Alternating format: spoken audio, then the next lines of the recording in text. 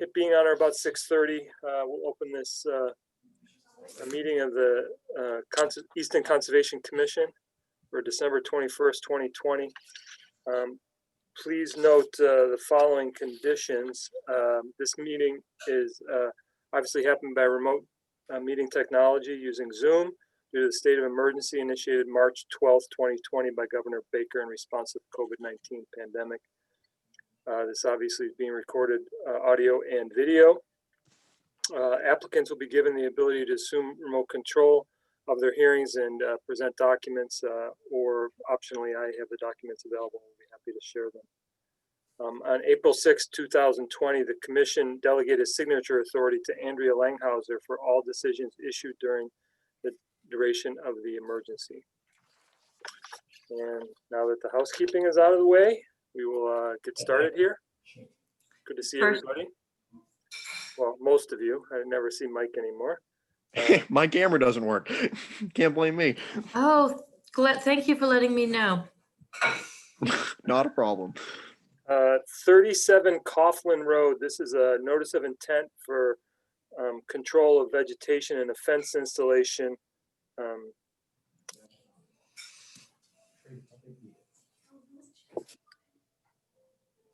Hi guys, can you hear me? Yep. All right, great. So my name is Josh White from Jacobs Driscoll Engineering, and I'm not sure if Kim is on this meeting, the applicant. Moynihan, yes. Is it Kim Moynihan? Yes. Let me promote her to panelist if she'd like to speak.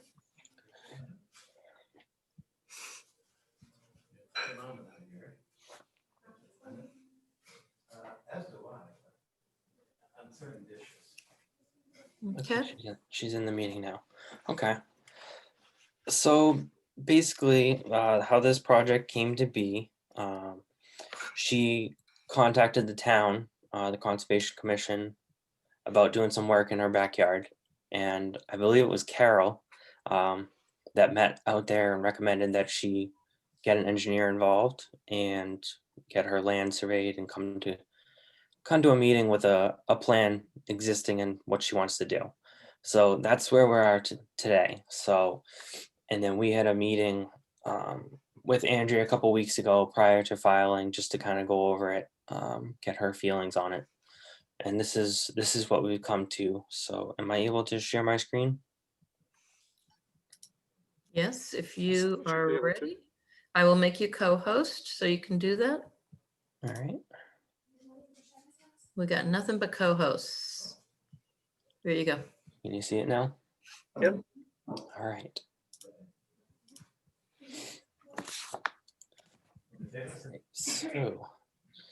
So this is 37 Coffin Road, existing single family house. And there's a BVW off to the rear of the property. And even further back, there is a potential vernal pool. And then we've got the purple line, the 100-foot potential vernal pool boundary, which extends basically to the edge of the existing lawn area, which is basically right here, divided here, right around here. She or the previous owner had a septic system installed in, I believe, 1997. And with that, they had to excavate a majority of the backyard in order to install it. So as you can see, the grading, more or less a 3-to-1 slope. Basically, the whole backyard is the septic system and the grading associated with it. From what we can tell from ortho photos, etc., it looks like the whole backyard was disturbed around that time. So that would allow for the potential vernal pool buffer boundary to stop at the existing lawn area. And then with the BVW, you've got the 50-foot no disturb right here and the 100-foot, which encompasses basically the entire backyard.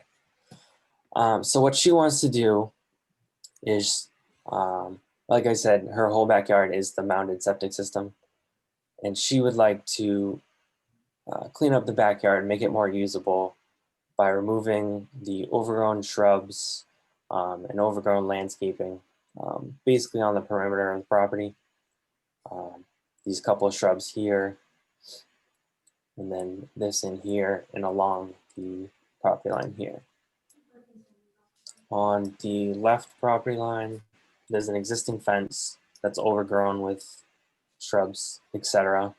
She wants to remove that and replace it with a new vinyl fence. There's going to be a gate here, and she wants to put the same vinyl fence along the right property line and in the rear as well. So when we met with Andrea a couple weeks before filing, she recommended that we do some planting as mitigation for the amount of landscaping that would be disturbed for this work. So we've got a buffer zone enhancement area where we've got 10 plantings, about 8 feet spaced on center, about plus or minus. And I got ours, we went through a couple changes with this plan, and Andrea recommended that we added some sort of mulch or continuous ground cover in this area to prevent invasives from growing back. So we proposed adding mulch, and it looks like Andrea just added a couple more recommendations using composted leaf litter mulch instead of just regular mulch, which we don't see an issue with. And we're proposing native species, bayberry in particular.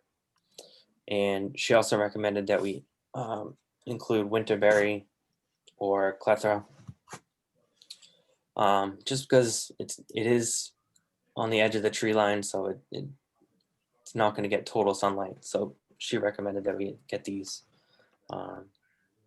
as a more shady, friendly option, which I don't think we don't have a problem with that. So just kind of summarize the amount of disturbance we've got going on here. So the area of the lot in the buffer zone, the 100-foot buffer zone, 7,000 square feet, which is over 50% of the lot.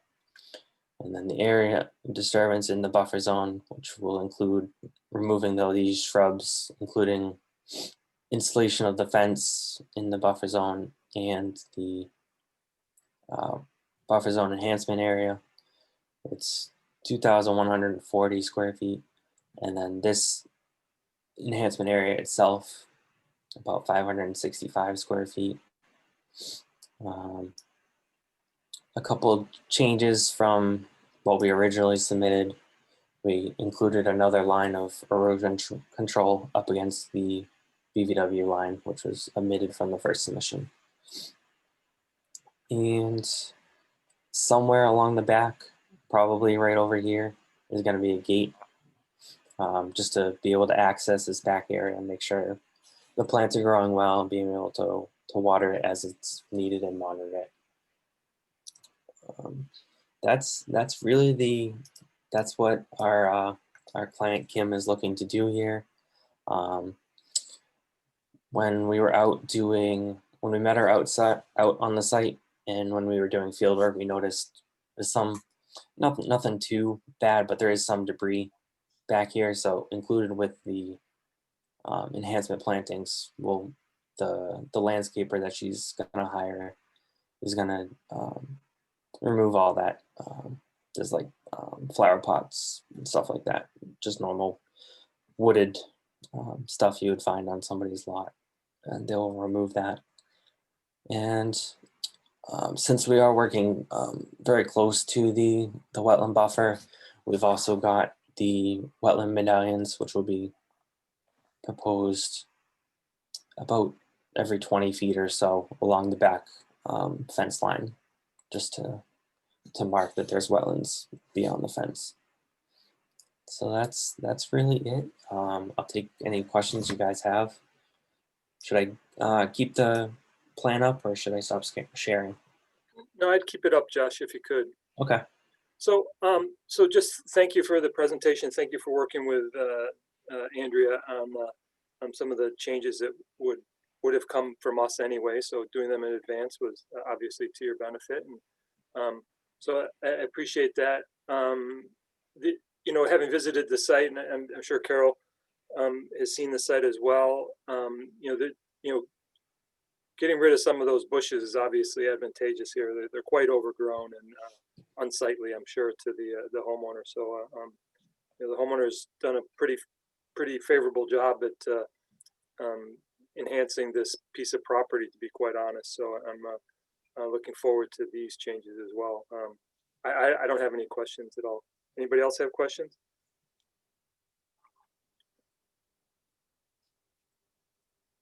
You're on mute, Carol, if you want to unmute yourself.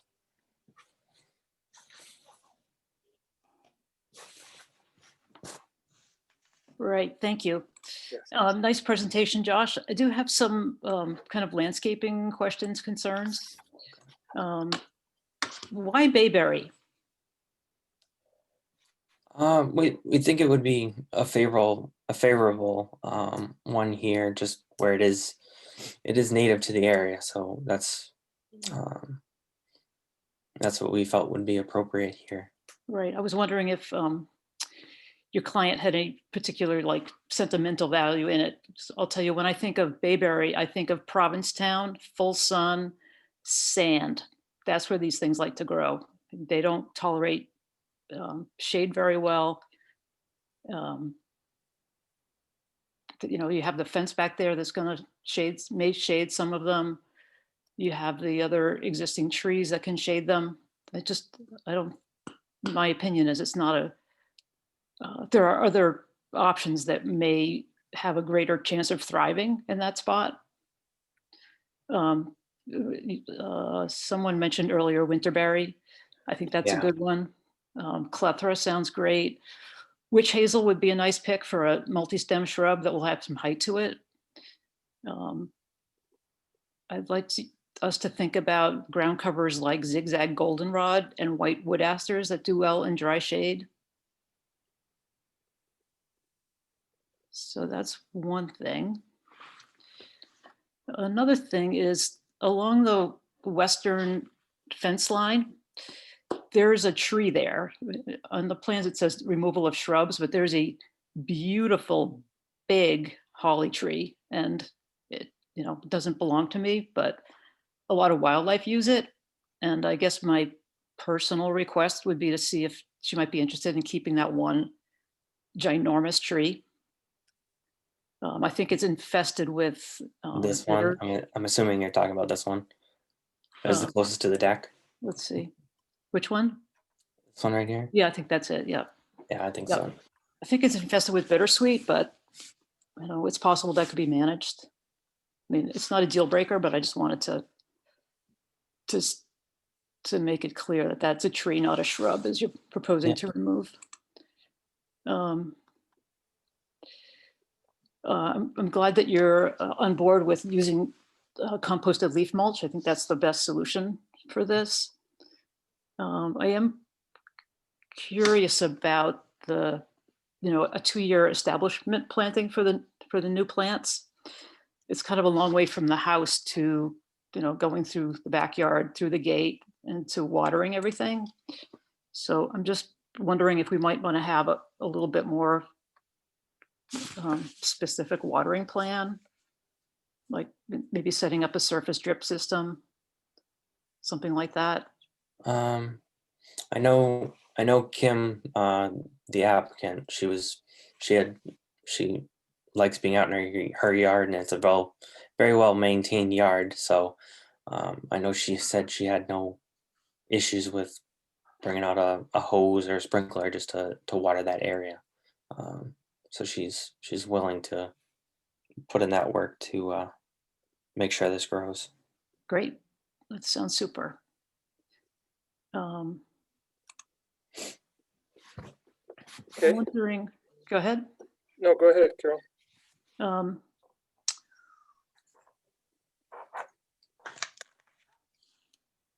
In the on the plan, buffer zone enhancement notes number 5. Yep. I can't quite see that. Can you make it a little bigger? Yep. Please, thank you. Right, so we all want these plantings to be, robustly successful. And I guess my request is that we make that monitoring piece a little more specific and robust. So I wonder how it would be if we say in the first sentence, second phrase, it must be monitored by a trade certified horticulturist.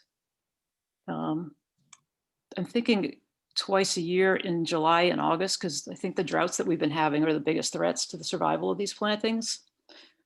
So monitoring every mid-July and August for at least 2 growing seasons or as long as needed. So finish that sentence. And then add to that, invasive plants will also be monitored and managed. We want to talk about how they'll be managed by hand or by chemicals. So managed 3 times per growing season for 3 consecutive growing seasons. And then as far as monitoring and reporting back, I'd like that to be more specific. Something like monitoring and management reports shall be submitted by the applicant to the commission within 10 business days of each monitoring visit. So I'm just trying to, get more specific and measurable with that. Carol, can I ask you a quick question? Sure. Are those plants deer friendly as far as do deer love them? Well, Or any of the bushes that he's planning on planting? Well, I mean, that's a good question. I mean, you look through the woods and, there's not much left. No, and you know what? The reason I say that, I was just over that way the other day hunting, actually, right, not far from there, and there's just so many deer running through that are clearly very hungry.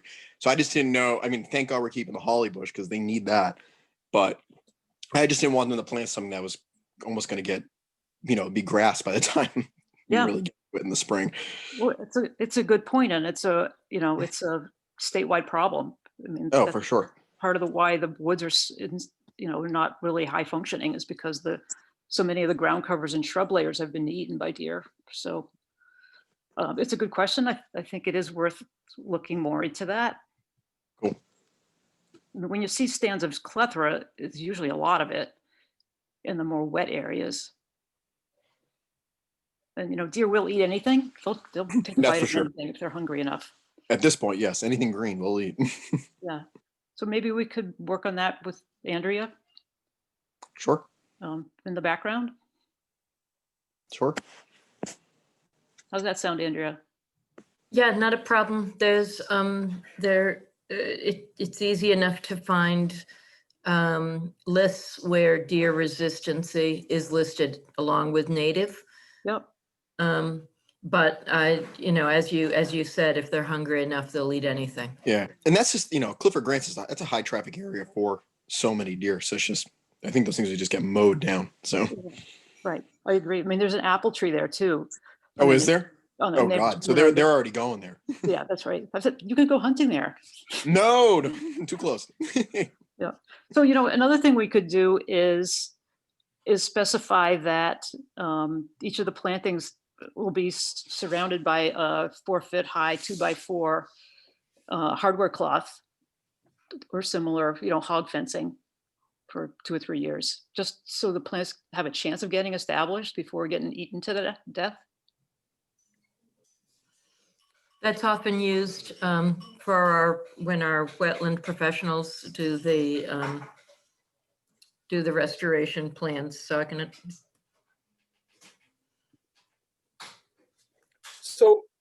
So any other questions from the commission?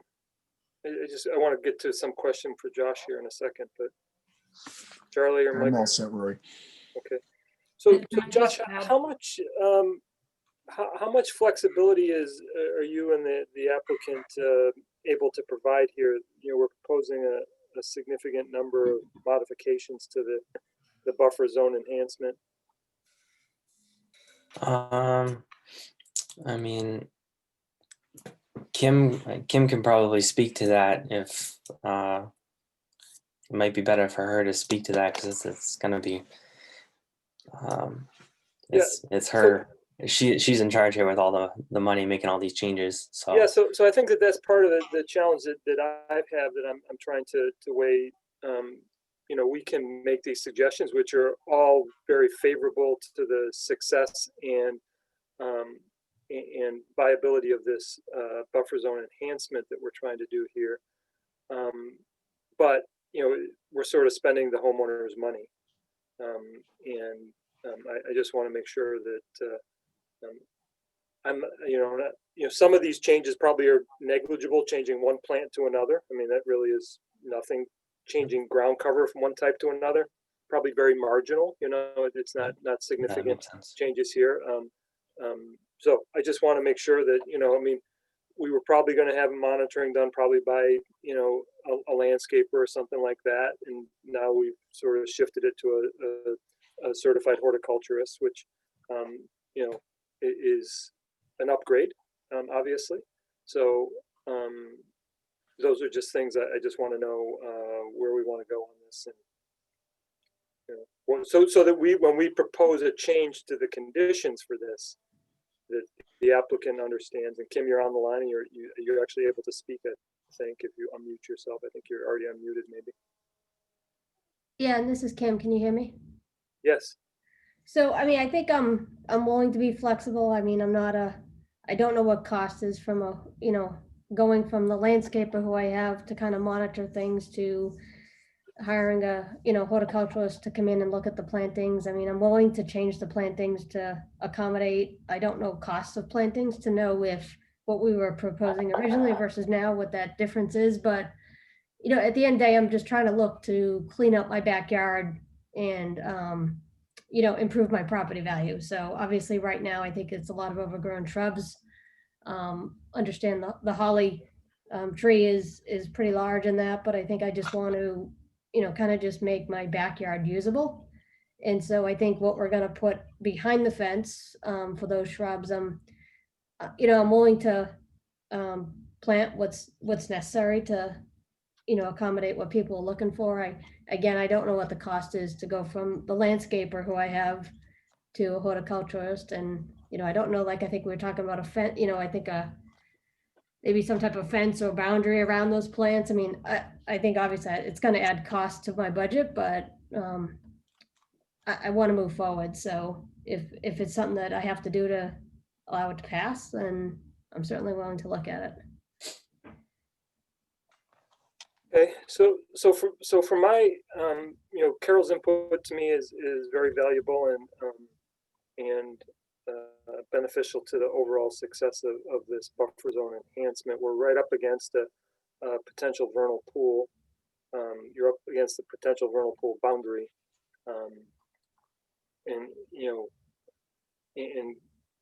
given that you're in previously disturbed area, the boundary is basically the buffer here. So, that's a pretty robust wetland resource behind you. So I think that we probably need to do what, as much as we possibly can to do that. And now I'm willing to either make the changes here as part of conditions, or have you come back with an adjusted plan, and allow you to probably, Josh, you and your client determine the budget for this and what the impact might be to you, so that if you feel like it's a budget buster for you, to come back with a compromise that, gets us much closer to where we want to be on this and saves you and your client some money to do that. And now I also understand I'm spending the client's money by having you change the plan again. Yeah. So it's a bit of a trade-off here for us. So I think, like Kim said, I think she's comfortable swapping out the plants to the winterberry and the clethra. So I think that would be pretty favorable change for all. And I'm not sure about the cost, but I can't really speak to that, but I can't imagine it would be that big of a cost difference for that. So we'd like to just, if we could proceed with that in the conditions, I think that would be the best thing, just to get this wrapped up so she can start getting this and getting it prepped to do the plantings when the time comes. So we talked about changing the ground cover to composted leaf mulch, which I think we agreed to. Yep. There was some discussion about trying to save the holly tree, the bush/tree the bush that has now grown into a tree. So I do want to take that down. I know it's, I'm just really trying to plant grass along the fence that I'm gonna put back, and I think that the tree has become pretty big. It's got vines growing in it and that, so I do want to take that down, unfortunately. I know some folks like it. I know my neighbor likes it, but I would like to take it down. Okay. So the other thing was that there was more specifics related to a watering plan. You know, my own feeling on this is that I believe that, you know, that the applicant being responsible for a 75% success rate motivates them. I believe this applicant is motivated to have a successful plan. So I'd rather not put specifics and require them to install some sort of watering system for the plants, that she should go with whatever guidance her professional is giving to her regarding watering, whether it be once a week or whatever it is for whatever period is necessary. That would be my preference, just because I believe that the applicant is committed to the success of this in several ways. One is it is her property, and secondly, that she is bound to the 75% success rate. So my own thing is that I think we can probably, my own suggestion, I'm open to discussion about it, is to maybe we let that go for now. The invasive plant management, I assume that we're going to try and deal with some of those invasive plants all around the edge of the property. Yeah. She's gonna take them out. So was the intention for the landscaper or the homeowner to do that manually? Or were we looking to use chemicals? And you're talking about what's on my kind of boundary now? Yeah, so there's So- bittersweet there. You know, I mean, the one I saw, it was in the snow, so it's hard for me to see much more than bittersweet, so. I mean, I think the plan was he was gonna come in with a bobcat to take it out, versus we're not trying to kill it. I think we were gonna have the landscaper come in and take out what he can, either through, you know, obviously through digging or a bobcat to take Okay. out the bushes along the property line. So is there a plan beyond the initial removal of the species? Because what will happen is, you know, they will continue to come back for multiple seasons. You have to sort of stay on top of it. So I think what will come through, like I'll say on my property on the inside of the fence, was to plant grass. So I think anything that comes back would just be mowed through. I don't know if on the other side of the fence, yeah, we would need to maintain to keep it under control. Whatever comes back. I don't know if I answered your question, but. Yep. I mean, I think we just conditioned that, so. Okay. And I think that the only other thing is the proposed change that Carol had about using a certified horticulturist to do the monitoring for a period of, and I some of the other changes Carol made were, I agree that we should probably start putting more specifics in some of these monitoring plans, is when they have to, you know, when should the reports be given to us, and things like that, because I think that stuff sort of slides if we don't put that stuff into conditions. So I really do appreciate the comment, Carol, and something that we should probably, go ahead. I should just comment that on the staff report, I speak in conceptual phrases. The actual language in the condition gets to the who, what, when, where, and why. Okay. And so it is always, there is always monitoring on an annual basis. We could do more often than that. Or in this case, we said at the end of the growing season, and then the reports are expected 30 days after the inspection. That's the first growing season. And then after that, it becomes annual.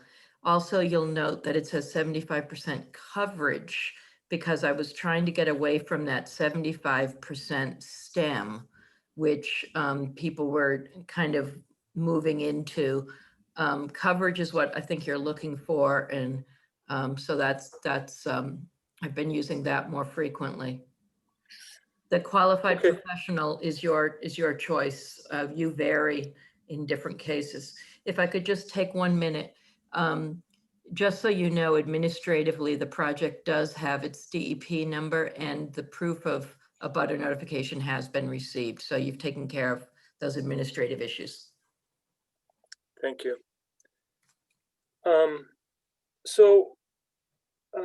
Given that some of the feedback from the applicant, looking to the commission here about what do we want to include in the order of conditions here? Carol, you had the most suggestions here, so Sure. you have any Right. Well, feedback for me? right. I'd like to circle back to the question of putting the hog fence around each of the new plantings. Okay. I don't think that'll be tremendously expensive, but I think it's a good investment in the success of them. Will it restrict the coverage at all? Okay. I got a shake of the head from Andrea, so I just. Yeah. One thing we've not talked about, we might want to, is the use of fertilizers. I don't think we've touched on that yet. No, I mean, I'm happy to condition use of sustainable lawn practices. So. Great. So do we have taking it from the top of my notes? Do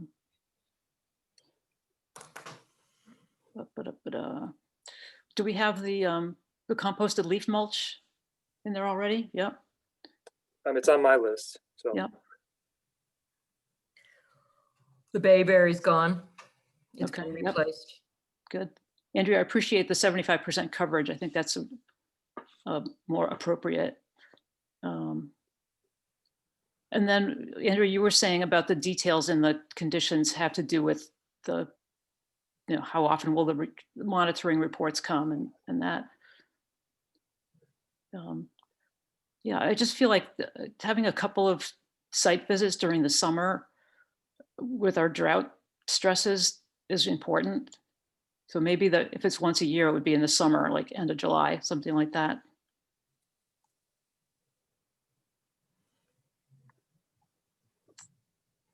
And I think that's it for my list. Okay, so is there any public comment for 37 Coughlin? Just raise your hand or put something in the Q&A box. Go ahead, Carol. Right, I had mentioned as ground cover zigzag goldenrod and white wood asters as a good ground cover choices. We've been mostly talking about shrubs, but we'll get to 75% faster with ground covers. Zigzag asters or? Zigzag goldenrod. Oh, sorry. And white and blue wood asters should do well there.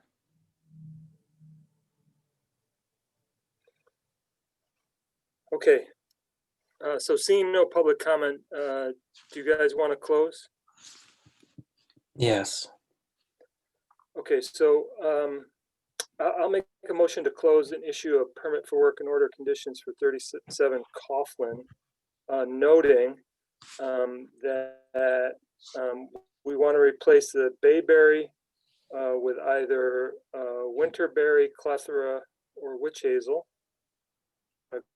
Ground cover should be composted leaf mold, and we should also include either zigzag goldenrod and or white and blue wood asters.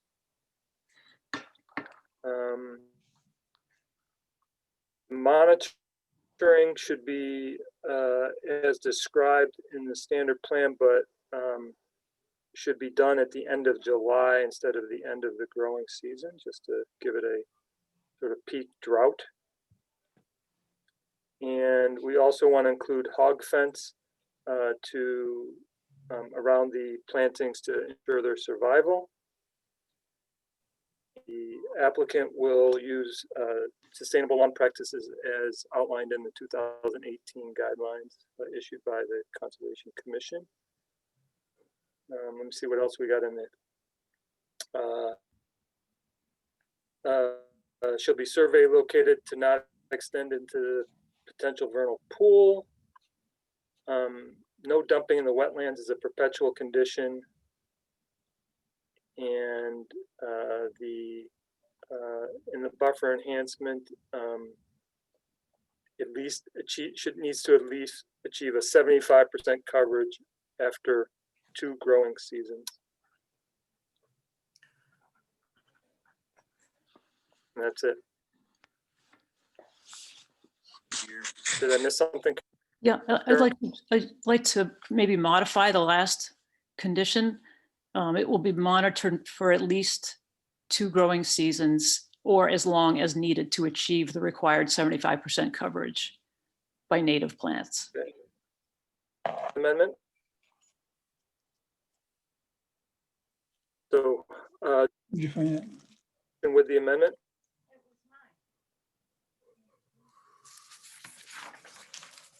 You good on a second now? yeah, I need a second for the motion. Spady a second. Okay, roll call vote. Caulfield's aye. Lundin, aye. Spady, aye. What did you charge for that? Charlie? Can I don't know if I can vote on this or not, because I just, It just started tonight. okay, yeah, hi. So just say your name and then aye. So Manlow, aye. okay, so 4-0. Okay, I would like to make one comment, Rory. I know it's up to the applicant, but boy, I'm with Carol. I'd sure like to see that holly stay there and be trimmed and cleaned up or whatever, but it's a shame to see that go. so noted. All right. Thank you, guys. Thanks, Josh. Thank Have a you. good night. Have a good Thank you, holiday. Ms. Moynihan, thank you. Thank you. Okay, next up is 183 Prospect. This is a notice of intent for a septic system upgrade, replacement of a deck and repaving of the driveway. And I'm we have, bringing Peter Lyons up. Peter 1 and Peter 2. Mhm.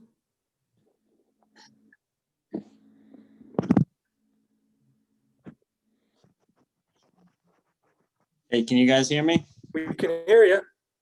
All right. Let me try to share my screen for you as well. Can we see that?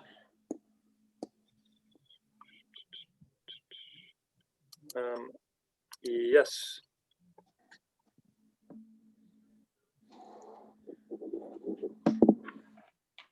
Okay, you do see the screen, my project on your screen, just confirming. Yes, we do. Thank Yes. you. Okay, I'll go ahead then. For the record, Peter Lyons with Collins Civil Engineering Group, representing the homeowner for a septic repair notice of intent tonight. Quick overview of the site. We have a BVW and a mean high water line in the rear of the property, and an additional BVW in the front right.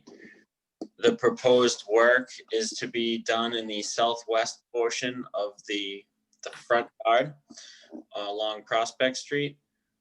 Our proposal is to provide a 1,500 gallon septic tank to a flat leaching field that is 14 by 25.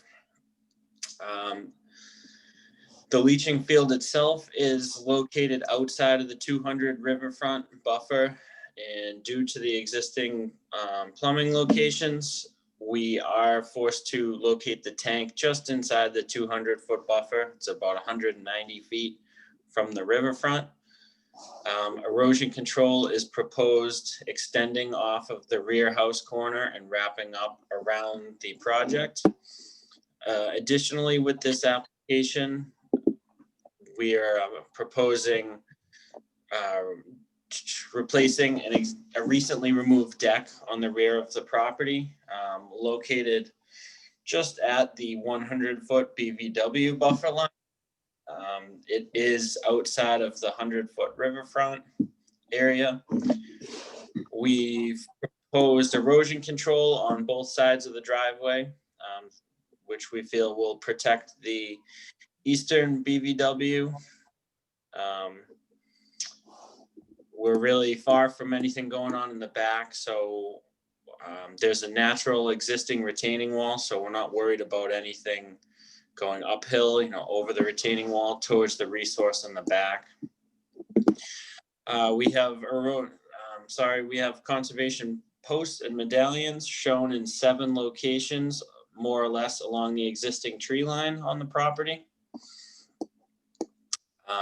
We show dewatering pit locations as well as details on our plan, our standard 8-inch straw wattle erosion control, as well as our standard notes, including but not limited to DEP file number on site, contractor to keep a clean site, and silt sacks along the drive, maintain silt sack at the driveway catch basin to prevent anything from getting into the road drainage. That's a kind of a secondary protection after the straw wattle. So overall, it's a pretty straightforward septic repair. They will be doing the paved driveway. We're not increasing the footprint at all. We're just repairing that. So once the project's done, really no significant changes to the site.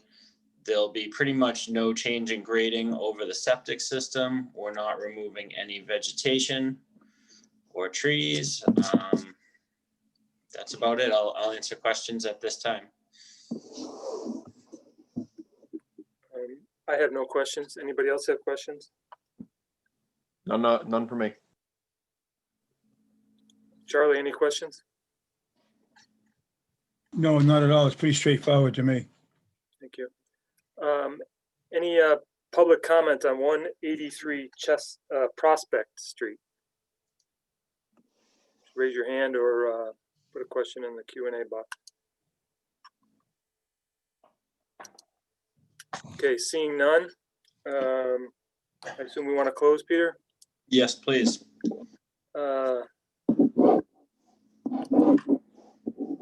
I make a motion to close and issue a permit for work and order conditions for 183 Prospect Street.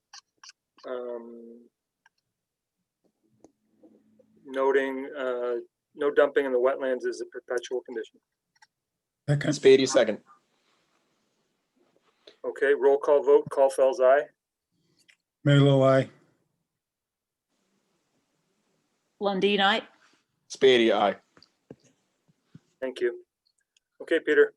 All right. Thank you, guys. Oh, See you. hey, Peter, there's just there's a COC later on that you guys have, but I don't expect any issues with that, just to be aware. So Okay. Andrea, Mm-hmm. thank you, Peter. when we're done, stay on for 1 second. You're going to meet Cooper virtually. Will do. Okay. Okay, so now we're gonna move on to, we're all set, Peter, so thank you. Thanks. 300 Foundry Street. This is a continued hearing for a notice of intent for construction of a duplex home. We had one hearing about 2 months, 2.5 months ago, I think, maybe even 3 almost right now, so.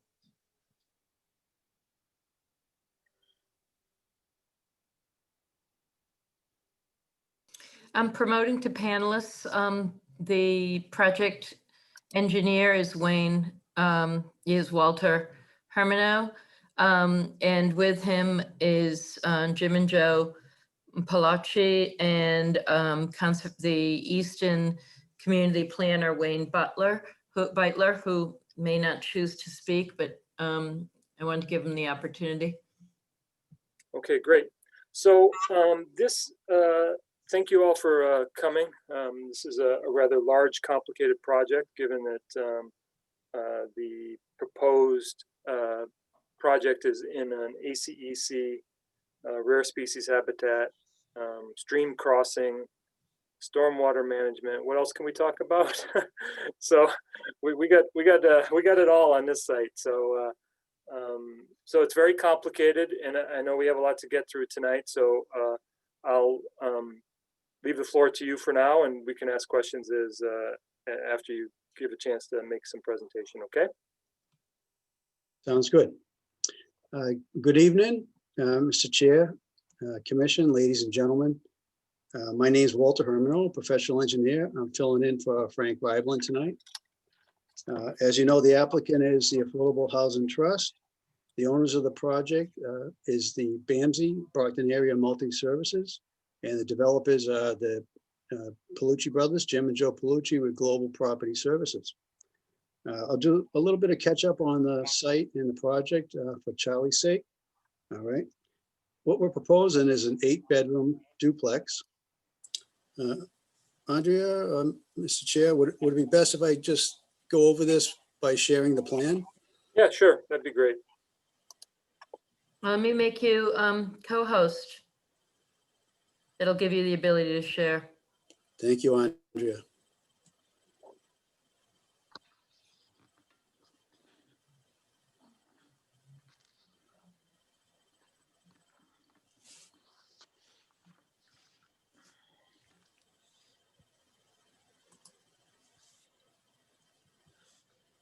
I have the plan up on my screen. Can everyone see it? No, We're still, I don't think you've shared yet. Okay.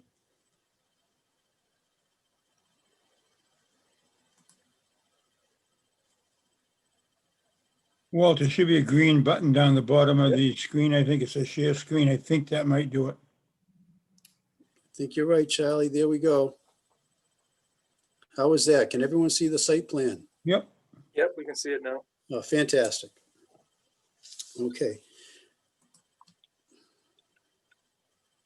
So this is a 4-sheet plan. It's had a few revisions, and I will explain all the details. The existing site, nice piece of land, has an existing cart path. We've added an approximate tree line for the area that has been previously disturbed and open. We have 3 series of wetlands, one to the rear, which is heading towards the landfill. We have one on the front, and we have one in the front right and the front left. The existing cart path bisected a larger area of wetlands at one time. There is a potential vernal pool down in this area. And at the bottom, you have Foundry Street. I go on to sheet 2.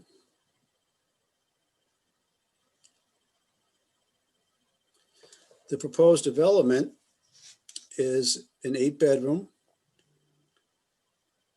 duplex group home.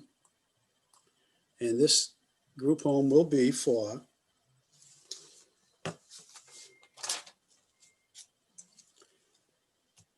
intellectually disabled individuals with acquired brain injuries. BAMSI is well known in the area, and there are other homes also in Easton and surrounding communities. this project would provide a suitable housing for these individuals, which is much needed for the town of Easton. We've chosen to remain at the location on the property that was previously disturbed and is as far away from all available identified resources as far as possible. As the chair alluded, there are quite a few resources on the property. Intermittent stream is to the rear. We have an intermittent stream in the front. Again, the BVW, the riverfront due to the stream, and the vernal pool. What we're proposing on this project, we have the building, we have pavement on a driveway. The driveway meets the fire department standards. We have a constructed wetlands where I'm pointing to right now. This stormwater system is precluded by a bioretention cell, a grass swale, and another bioretention cell, which is exfiltration. And that affords the recharge required per the Mass Handbook standards. The road itself is super elevated to pitch left to right on your screen to a stone diaphragm and a grass strip. We have a high point here on top of the culvert crossing, which is a 4x10 box culvert that replaces two 36-inch concrete pipes. So it's a substantial improvement, both for passage of wildlife and for water. What we're proposing on the bottom left is a replication area that's 3,300 square feet, and that's more than double of the BVW that would be taken in order to finish widening the roadway and constructing the project. On the rear, the project will be sewered, and we have an adequate septic system sized appropriately for the building. Concrete septic tank, pump chamber. It will be a raised system. We have adequate parking proposed all around the building. There are at least 4 handicap spaces. And we've added an infiltration trench right here to capture runoff that's coming off of the new paved surfaces from a patio and part of the walkway. Okay, so that's a summary of the site and proposed development. I went through the stormwater management system, and it has been peer reviewed by Woodard and Curran. They've done an initial review. We answered their comments, and then they refined their review, and they had a few more comments, and I've since answered them adequately as well. Items that we've added: the bioretention cell, the exfiltration cell.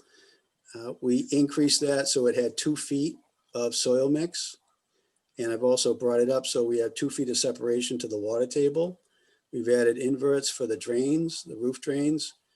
We've added a sewer invert over here so the roof drain and sewer do not cross. We added this infiltration area, this infiltration trench over here, which is adequately away from the septic system and the building. And this was to reduce a slightly larger peak flow post-development than pre-development that was heading in this direction. We were able to reduce that flow in that direction, so the 2 and 10-year storm events were satisfied. And the DEP also required that we look at downstream flooding if there was a 100-year storm event. I did that, and I've concluded that there is no measurable downstream flooding. There's about 1 inch of water that might be sheet flowing in this direction from the site, and it is absorbed by this wetlands over here. This wetlands, mind you, discharges through an intermittent stream, which is along the landfill, and then about 1,000 feet off site, it hooks up into the wetlands at the with the Black Brook in the Hockomock Swamp. Other items that we've included: I've raised the culvert down at the entrance. That is now at 87 feet. Again, it's a 4x10 culvert. The flow through there will be minimal, maybe several inches, just as it is right now through the concrete pipes. So there's substantial open air and sight and light. We have 2 catch basins proposed on that culvert to further entice wildlife to travel underneath that culvert. We have a cement block wall that's proposed along both sides of the project because it will be a raised area. That also will act as a barrier. So wildlife will be encouraged to use the culvert and not go over the roadway. I had to raise the berm on the constructed wetlands where we had 80 feet before, we now have 81. And I picked up the top of the berm rather to 84 feet. So we increased the capacity in this area because there was a concern by Wood and Curran that the discharge coming over this spillway to this wetland was larger than pre-construction. So we increased this area. So this overflow all the way through the 100-year storm is less than the pre-existing conditions.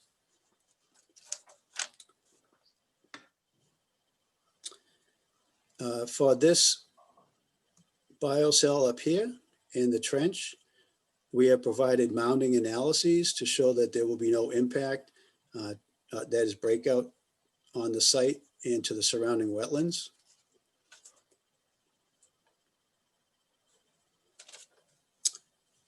We've added a construction entrance, if I hadn't mentioned that, in the front. So we will reduce or eliminate tracking of dirt out of the property and onto the street.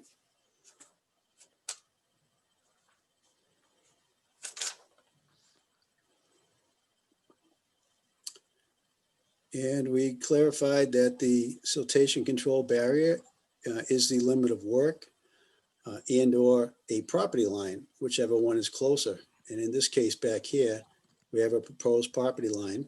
That would be the limit of the work to the rear. We loop it around this shed because the shed has to be raised. It's a dilapidated building that's been out there for quite some time. So we will clean that up.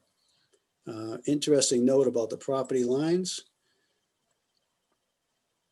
Different than the previous submittal, we have increased the boundary on this side and brought it outside of the replication area. So the replication area will be within the new lot. We are currently before the planning board, and I believe they will act favorably on this project because we've submitted an approval not required Form A plan for the duplex lot. They were waiting on the stormwater management review, which has since been concluded by Wood and Curran. We've taken into consideration all comments by Andrea through her staff reports. We've worked with Andrea, excuse me, to address all the comments and any additional questions that might develop. To speak on this replication area for 1 minute, if I may. This, as I said, meets the 2-to-1 bylaw requirement for replication. And we also have just recently provided a mitigation and monitoring plan that Andrea had requested. And that was developed by our botanist, Ken Thompson. He's provided a robust monitoring and mitigation plan for this area. I'll go to that if you would. It's on the last section.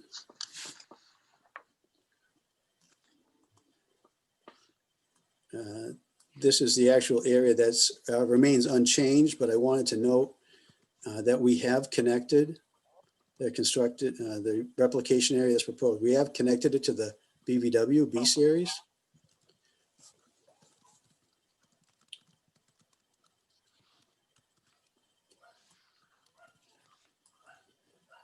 And I'm just going through details right now that show the changes we made to the exfiltration biocell for recharge to meet the standard in the handbook. The non-exfiltration that provides additional treatment off of the driveway, which is subsequent to this first cell. We have a grass channel. We have a crossing with 2 catch basins to provide the daylight. Walter, can you hold that there for a second? Sure. So you get a 16-foot width driveway, right? Yes, that's correct. So your CBs are approximately just ballpark 5 1/3 feet apart? Center to center, 3.25 feet. I'm sorry, no, center to center, close to 6.5 feet. Okay, all right. We tried to center them in each lane, Mr. Miller. I'm just thinking, I mean, it's, I'm familiar with this. It's, if it's not too much of an inconvenience here, I think you might want to move those two CBs a little closer to the edges of the driveway and drop one in the center. Because it's still telling me they want a lot of light, they won't travel. Okay, so you're suggesting add a third one? Yeah, and then move the other two, like, closer to the edges of the culvert. Okay. I think we can make that accommodation.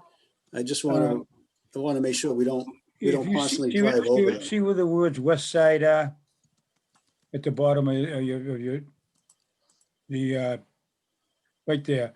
If you move up a little bit, right in the grass, just beyond the grass strip, somewhere right as close to the edge as you can get of the end of the culvert, drop one and then one up on the, let's say that's south up the northerly end, and then one right down in the center, because if you don't have the light, they won't travel. Now, do you mean to keep these catch basins within the paved area? Well, they don't necessarily have to be in the paved area, in my opinion. You can get them into the, even in the grass strips somewhat. As long as you can get like closest to the entrance of the culverts, and then one in the middle. So you got, in other words, you got the, not right on the edge. You could actually bring them in the edge of the, just in the edge of the pavement, and then one right in the very center. And then the bottom of the culvert, like, you want to introduce some compost or some loam or something in the bottom, like maybe 6 inches up or something. Okay, if I may go to the right. Here's the culvert cross section. Mm-hmm. We have an opening proposed right now that's 3 by 10. Right. Very substantial, and we meet all of the stormwater stream crossing guidelines Mm-hmm. of the DEP and for openness also. The catch basins were added to entice the wildlife to use the culvert, and it did meet the natural heritage approval. Oh, those two CBs Yes, met natural heritage approval? yes, it did. Oh, okay, that's fine with me then, because they generally have pretty good knowledge in this. I've been exposed to it myself, and they usually want it a real overkill. I mean, I'm surprised there wasn't like 4 or 5 in there, but I mean, if natural heritage said 2, I'm fine with it. Okay, yes, they did. I appreciate the comments and concern, but if you're okay with that, because I know Natural Heritage has given us their blessing on this, they said no further changes. Yeah, if natural heritage is good with it, I'm fine with it. Okay, great. Thank you very much. So our crossing, I just wanted to highlight, the water will flow from this side to that side. It's slightly super elevated, so we can capture it along this grass strip that's proposed along this side of the entire driveway length. We've tried to add a lot of green features and reduce pollutants, which would be coming off of the driveway, the paved surfaces, wherever we possibly can. Here's a blow up of the constructed wetlands to show the water that's going to flow off of the roadway and from the grass channel through a bioretention cell, again, affording us a tremendous amount of pollutant removal, an overflow and an underground underdrain to a constructed wetlands, which would taper around this way and meander this way, and eventually over the overflow during high water season and 100-year floods. For the most part, the wetlands will retain water as they're supposed to for a constructed wetlands. All right, so I've discussed the replication area, constructed wetlands, and I mentioned natural heritage. That's where I wanted to close. Natural heritage, we had a nice meeting with them last week. A woman named Lauren Glorioso. She has indicated to us, as I said, that there's no further changes required and that she is drafting the construction and management permit, which we need from their office to have the project proceed. She has indicated that that draft should be available to us this week. And she had no other questions on the project. That's it for my short presentation. I hope I caught everyone up and addressed all the changes that have been made per the peer review and Andrea's comments. Andrea, you have a question? I'm sorry. You did a terrific job, Walter. I just wanted to add for the commission's benefit that the second lot that's being created here is about 12 and a half acres. And it is going, by condition of the proposal suggests that it's going to be given to the Town Conservation Commission for wildlife habitat and open space protection. So it's a gift of land transfer that is very much a critical part of the natural heritage endangered species permit, and should be conditioned as part of your decision as well. Right, absolutely. So, Andrea, I know there were a bunch of, in reading all the comments and then the responses from the applicant, the applicant's engineers related to stormwater, did that get all sorted out today? Yes, he submitted revised plans today, and Walter and I went through the conditions on a one-by-one basis to ensure that all the details were addressed. Okay. Just a couple things I think probably should, thank you very much for doing that. And I know that the stormwater peer review has taken some time because it's a very complicated site and a lot of stormwater management here, especially with the 100-year storm calculations that were quite complicated. So I do appreciate that.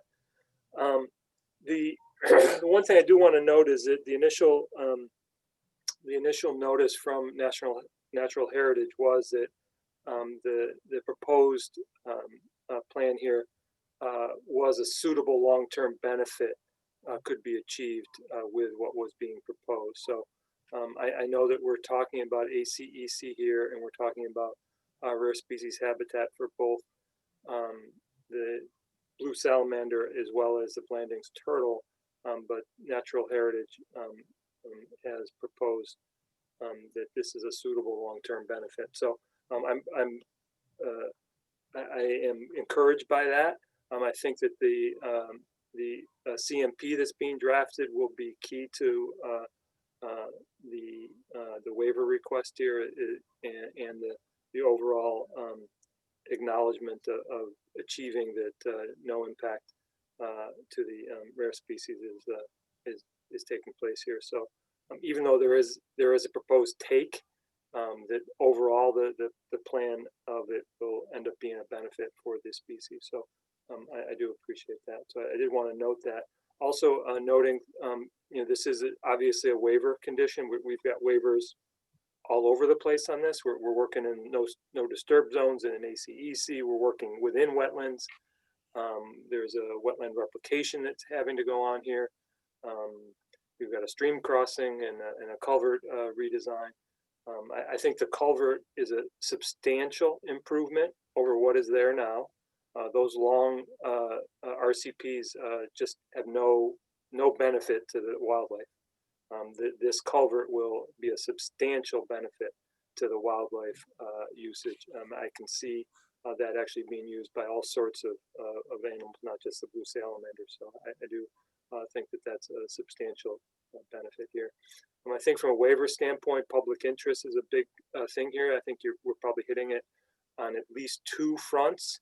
One is the almost 13 acres of land that's being gifted to the town to preserve the wildlife habitat for this endangered species is substantial. Also, the fact that we are building affordable housing for this very needy population that has been identified as a need in this town for quite a long period of time, I think is providing substantial public benefit. So I think from a public benefit standpoint, which is, to be honest, one of usually the hardest part of a waiver process, I think that we're probably hitting the mark on both of those questions from my standpoint. So I think that you've actually addressed my questions from the original presentation, which had to do substantially with making sure that we were handling the stormwater off of this property in this development in an appropriate way, that we were substantially mitigating any impacts on the wildlife in this. And in some ways, we may be enhancing wildlife habitat for some of the wildlife in this area. So that's it for me. Anybody have any questions? I have no questions, but I'd like to make a comment. Duly noting the complexity of the site. I mean, this is a great piece of engineering. I think it's great. That's all I have to say. Thank you very much. Thank you. And I just want to just follow Charlie on that. I agreed. It's an awesome done. Well done. Thank you again. Right. This is Carol. I have some questions. Walter, along Foundry Street to the left of the driveway where the that new area is going in, the replication area. Yes. I'm wondering, do we have runoff coming off Foundry Street into that replication area? Let me blow this up a little bit.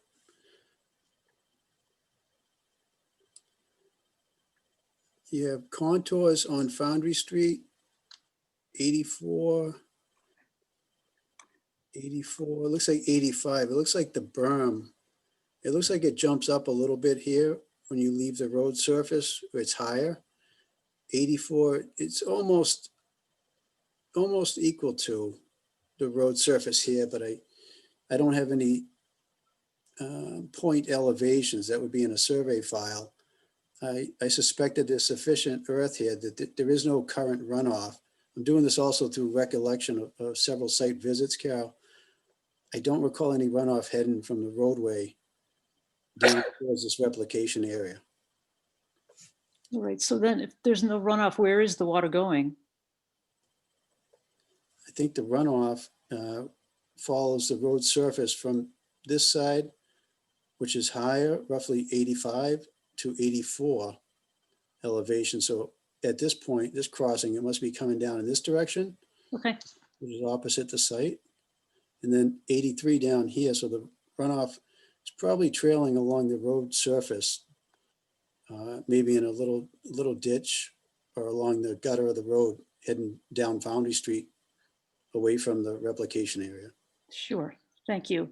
And one other thing I'd like to share. I'm sorry to my fellow commissioners and Andrea that I did not send this along earlier today. I guess my main concern with this project is the replication. And the reason is a report that I have from UMass and the Mass DEP that shows that in a study that they published in June of 2018. If you'd like to have a look at this, I'll be happy to share my screen if I could. Is that okay? Walter just needs to stop sharing his first. Will do. Let's see. Share Stop screen. share right there. Okay, sorry. Share. Right, so here's a report, wetland replacement in Mass. Here's the date, June 2018. It's a joint venture between UMass and Mass DEP. They've reviewed NOIs. They looked at 4,700 applications. They selected 152 projects for which wetland replacement was proposed and or required. 90, we have a sample size of 91 that were selected. There were field evals for 79. And I put this highlighting here, and this is kind of a cover page. Mitigation success was not very good, is their overall conclusion. So that's my biggest concern about this project. We have some graphics that will make it easier to explain their results. So wetlands were built, and the test of a wetland being created, I'm not a wetland scientist, but I know there are tests that have to be passed to prove it's a wetland. And 56% of the 91 were built and became a wetland, but 44% were not. That's kind of a big number, that 44%. Size of replacement areas. This is another one I'm concerned about. Was it built? It was built, it became a wetland, but was it appropriately sized? 61% were not appropriately sized. That's a big concern for us in an ACEC, in a rare habitat. Built and regulatory compliant, 65% no. So these are pretty big concerns that we should keep our eye out for. I know that there are state agencies looking into it. Yes, Andrea? I just want to point out that the study area, I was actually I was aware of this study. I was actually working with Mass DEP while it was ongoing.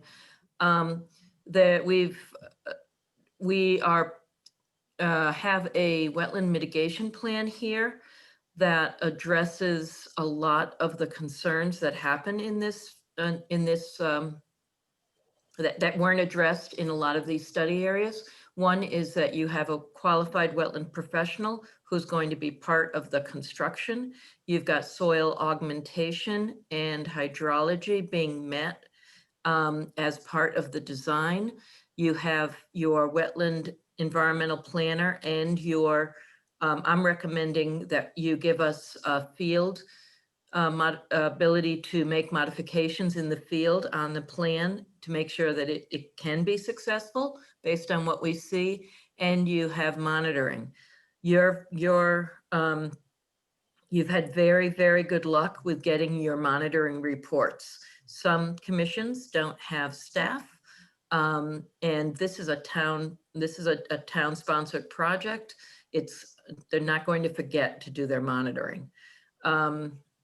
The problem with most wetland replications is lack of oversight during construction and post-construction. And so you've got to condition it well. Yep. Which I'm giving you I've got those in the recommendations, but Ken Thompson also wrote it out for the developers in his mitigation plan. If you don't replicate the wetland, you won't have a road that's wide enough to access for fire vehicles. Planning board has already agreed to keep the pavement down to 16 feet width. And we've allowed gravel on the edges so that it's the minimum necessary to get into the site. And we've pushed the stormwater out of the wetland area as best we can. This is a 2020 design. This is not a lot's been learned in the way this project has been proposed. I don't disagree with what Mass DEP is saying. We know better now. It's still discretionary though. I just don't recommend that you, I don't recommend that you can't build a narrower driveway, and so you're gonna lose wetlands. So you're either gonna lose it and not replace it, or you're gonna lose it and try to replace it. Yeah, Andrea, does the location of the wetland in this case help increase the possibility of success, being that it's right next to an existing wetland? It was my recommendation that was true. Yep. It's both a close proximity to the wetland, so we know the elevation that works in the wetland, so we're going to match it in the field. And it also has got very easy access for the vehicles to construct from the road or the drive. So it's easy to get right. Right. A lot of these are kind of pockets that are isolated.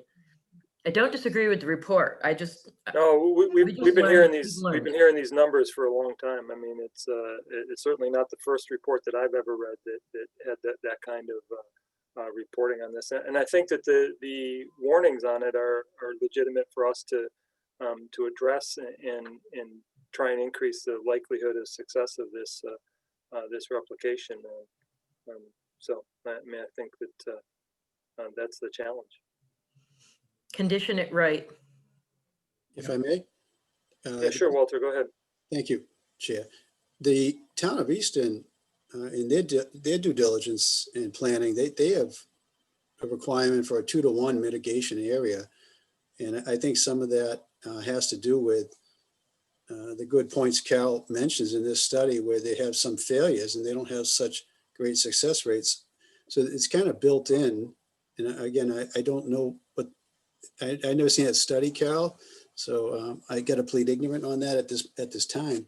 But I think with the 2-to-1 factor, there is some accounting for areas that may not establish as well as desired.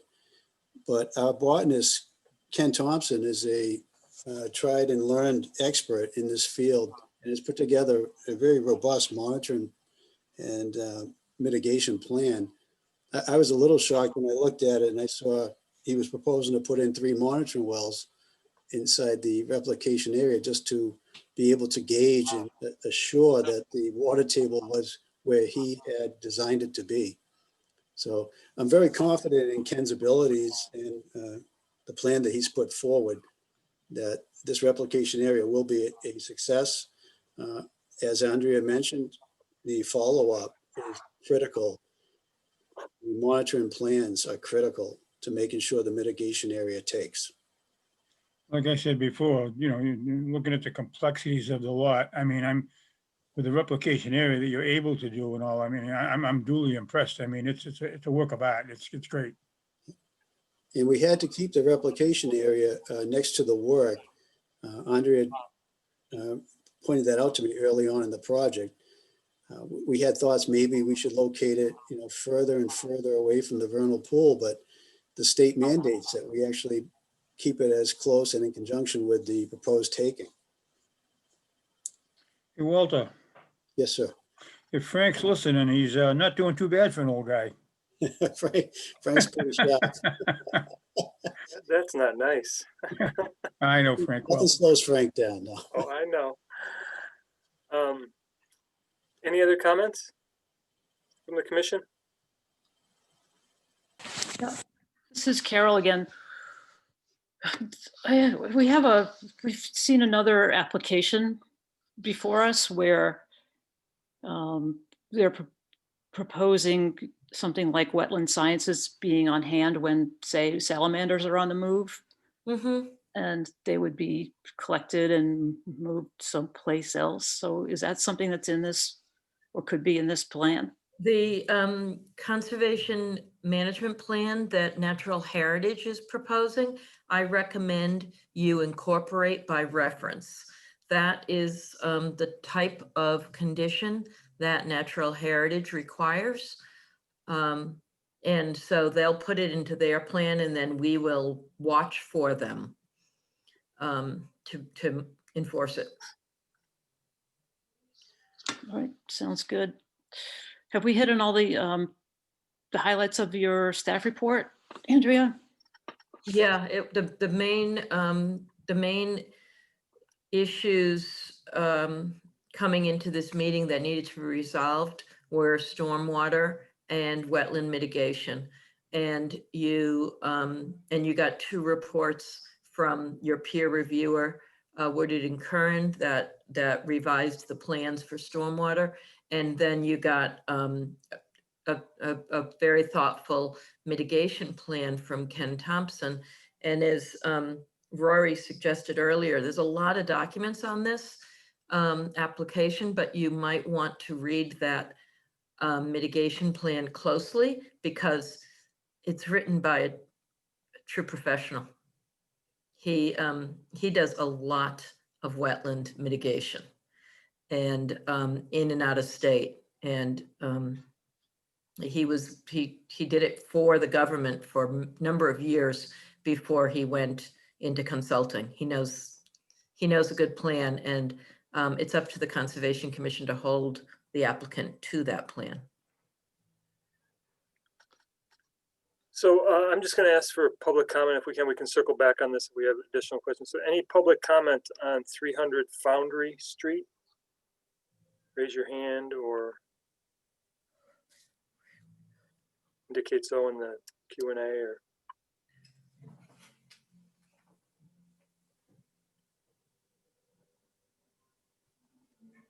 Okay, so not seeing any. Any other comments? I have a couple of questions procedural for Andrea that. So Andrea, I know that there's some administrative things that are still somewhat open related to this land that is meant to be deeded over to the town, to the commission. How do we proceed as far as if we wanted to move forward this evening in conditioning that? What you have a recommendation for how we might want to proceed? There is a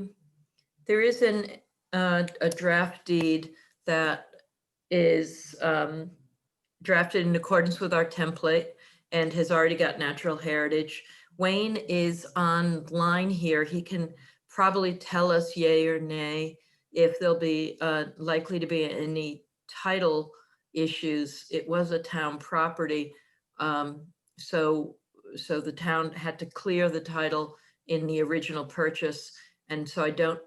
We'll have to clear. We have to get town council's okay on clear title, and we have to make sure there's no back taxes that are addressed, are outstanding before we purchase. So Wayne indicates the title is fine. So Thanks, Wayne. He's quick. He's quick. Why? So is there again a procedural issue? If we condition this and part of the public interest that we're granting the waivers for, we're potentially granting the waivers for, is contingent upon this 12.49 acre lot being deeded over to the town, and we run into an issue. What's our cure at that point?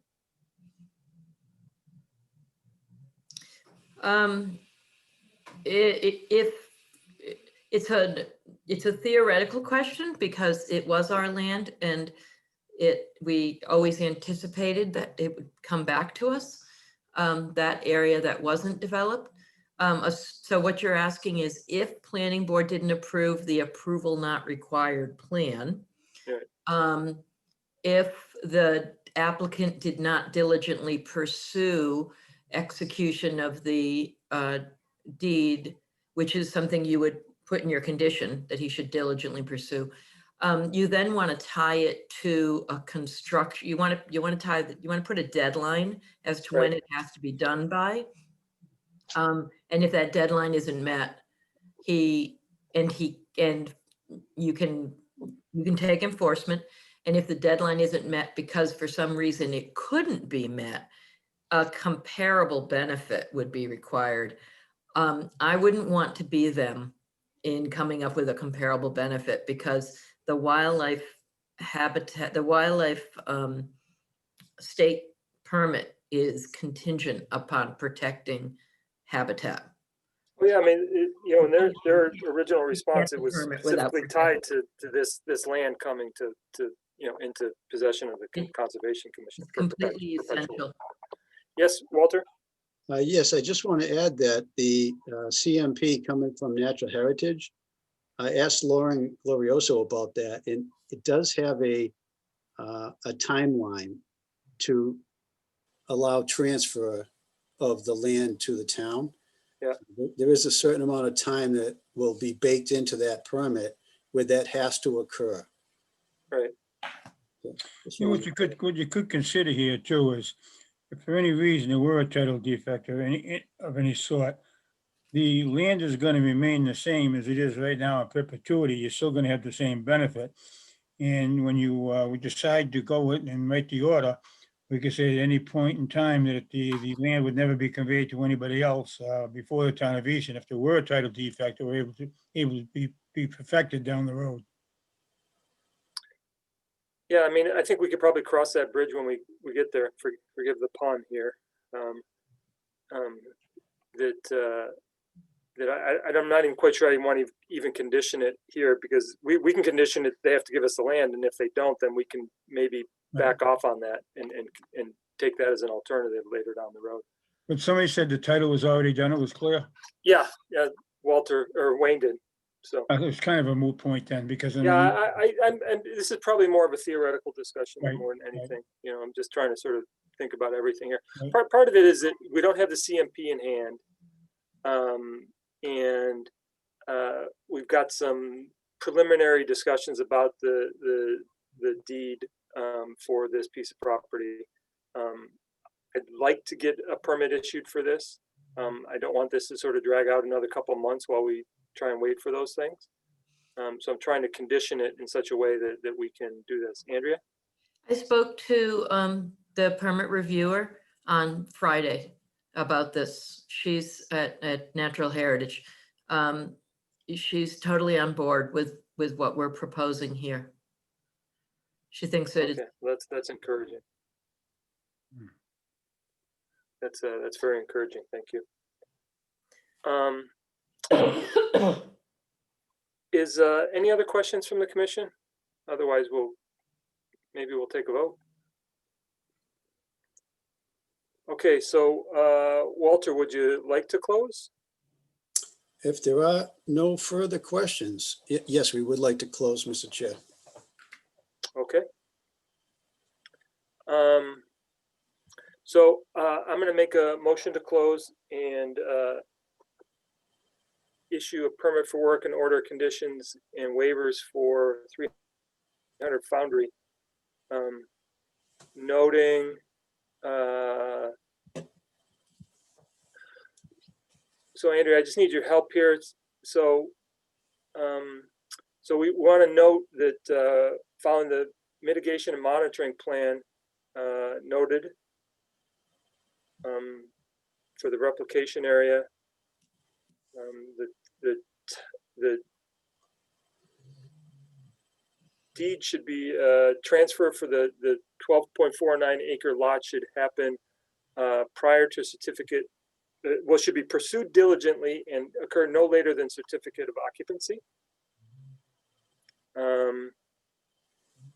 And the CMP from Natural Heritage will be incorporated by reference into the conditions.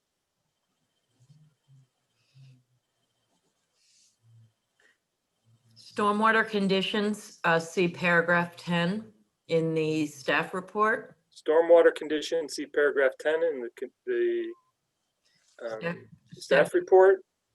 Most recent staff report Most recent. revised December 21st.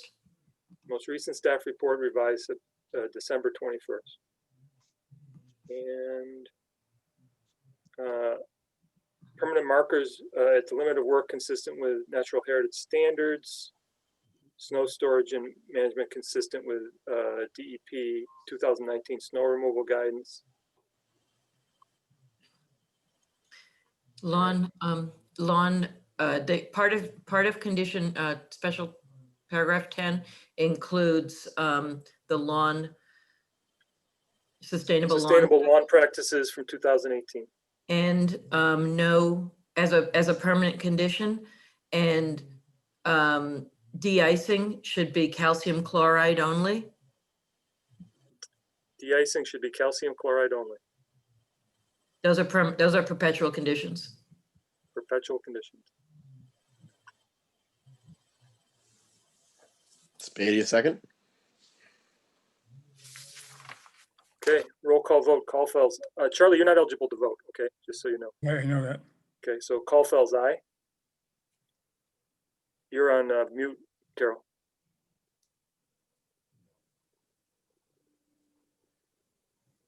Lundin, I. Spady, aye. Okay. 3-0. Thank you, Walter, and everyone else who attended. I appreciate it. So Thank thank you, you. Mr. Chair, ladies and gentlemen. Thank you very much. Happy holidays. You too, Thank you. Walter. Yeah, Thank you.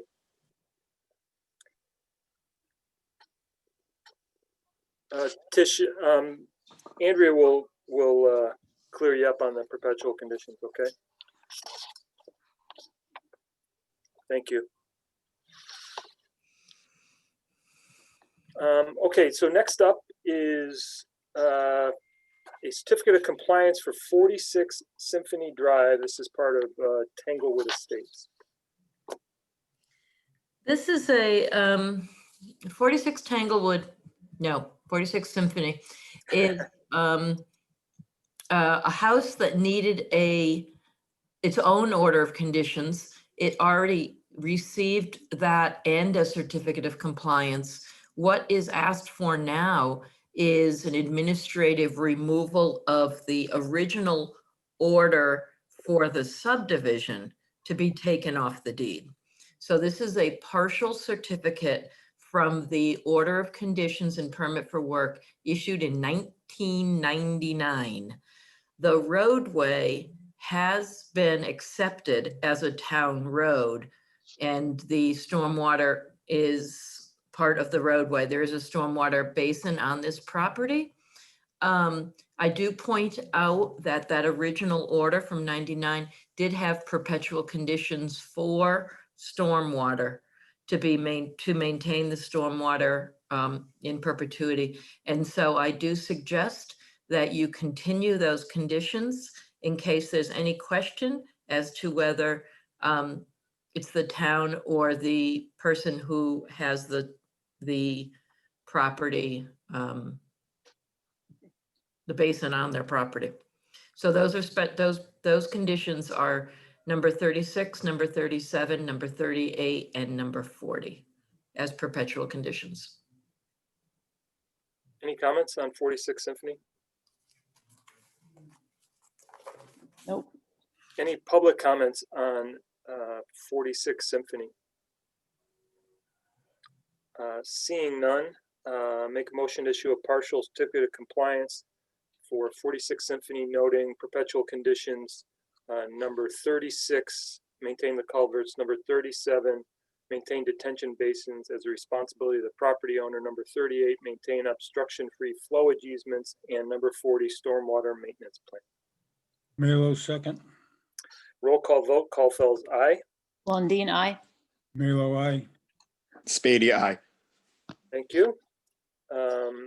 Next up is certificate of compliance for 47 Mill Street. 47 Mill Street is a septic repair that was approved in this beginning of this year, January of 2020. According to our chairman, the grass is growing underneath the snow and the permanent markers are indeed in place. There, the one perpetual condition was no dumping in the wetlands. And the project, the as-built plan showed consistency with the authorized plan. So this is for a complete certificate. Any questions? I guess I would request to tweak the no dumping in the wetlands to include no dumping in the 50-foot buffer. You can't change it. You can only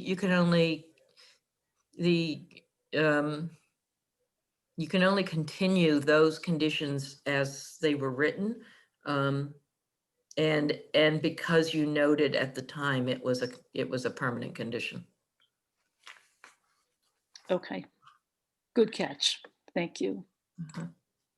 But you have made that change on permits that you've issued recently, so that's. Carol, you got a good eye.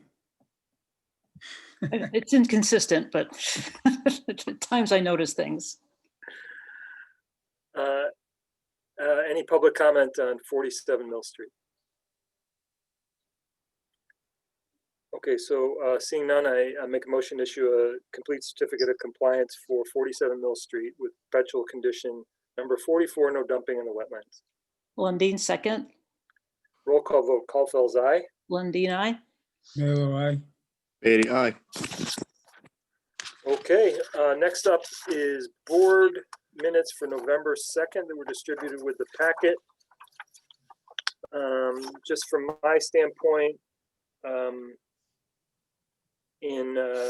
page 4, which is under the environmental planner update, the second to last sentence, it says, the commission's all stated approval for the environmental, we're just missing a word planner there. So it's environmental planner to move forward with a grant application. And then on page 5, under a discussion about Wheaton Farm Barn, the last sentence, I had made a statement acknowledging Carol's efforts on the CPC, most notable her speech to the, it says select board here, but it was actually to the CPC in favor of the Wheaton Farm Barn article. So, so just change select board to CPC. Any other comments about the minutes? Well done. I will accept the motion. Motion to accept the minutes with the proposed amendments. Lundin, second. Roll call vote, Caulfield's aye. Lundin, aye. I don't believe I can vote on that. Okay, so Charlie Melo abstain. And Beatty, aye. So Charlie, you just say it, not me. You say it. Say Melo. Mailer abstain. Thank you. Okay, next up is discussion about a revised building footprint on Goodspeed Estates, Lot 2. I have, you want me to share my screen, Andrea? I've got it up here, so. Sure. Page 18 of your binder. And then we're going to move to page 23 of your binder. So I will get it there. So here's page 18. Okay, so Goodspeed Estates, last meeting, we talked about the potential house lot on lot 7 and whether or not a modification of the conceptual footprint approved in the plan would be a minor modification of the project. You allowed it. Now the same request has come for lot 2, but lot 2 was actually subject, lot 2 and lot 3 were subject to a second notice of intent that's more current than the actual subdivision.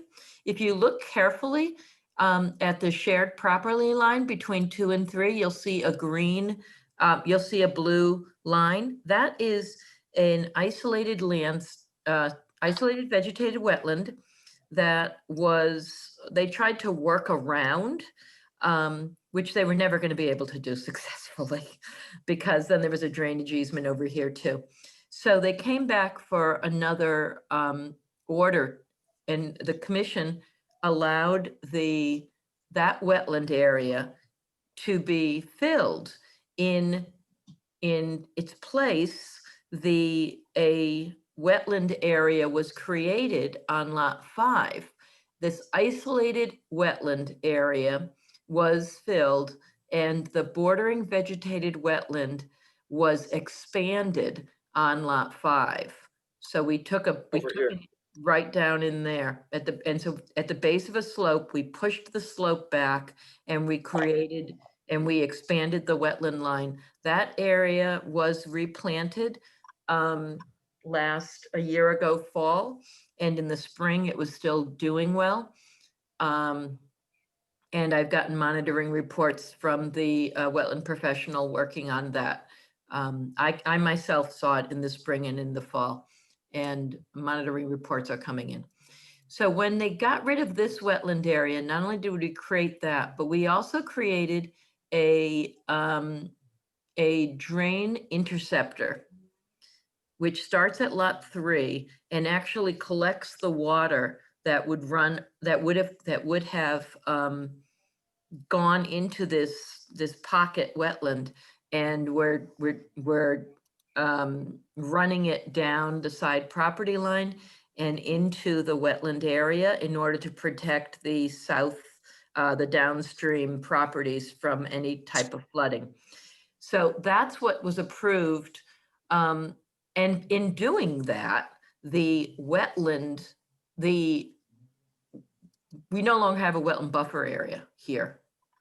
So in lot 20, this is the approved area. Those wetland lines that are emanating out in blue are no longer present because we actually found that wetland not significant.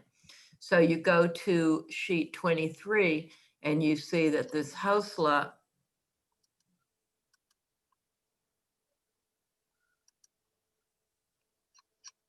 there it is.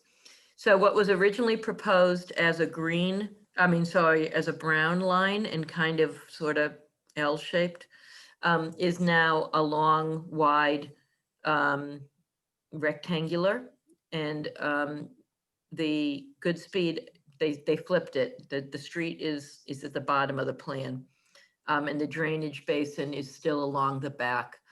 And the drainage interceptor is on lot 3. You are outside your resource areas, and I would consider this a minor modification to the overall plan. Yeah, I agree. You know, I mean, I think that this is one of the things we actually anticipated with the granting of that that change to that isolated vegetated wetland or isolated land subject to flooding. One of the two, I don't remember which one it was at this point, but you know, we had felt that at the time we were not going to you know, change the drainage at all because we were getting that drainage interceptor there anyway. That was one of the things we conditioned there to make sure that that was it. And I think this is what we expected to happen as far as changing the layout of the property to allow for a little bit more flexibility in the design of the house. So I'm okay with the minor modification, even though it's a change of the footprint, because it's now outside of any jurisdiction that we had except for the 200-foot riverfront, which isn't changing at all. To answer your question, this wetland area was locally regulated as an isolated vegetated wetland. It was too small to be considered a state regulated resource area. Right. Yep. So minor mod. So minor mod for me. Anybody else have any comments about it? No, but I'm excited to see 2 meetings in a row have house plans come up for us for Goodspeed Estates, so good for them.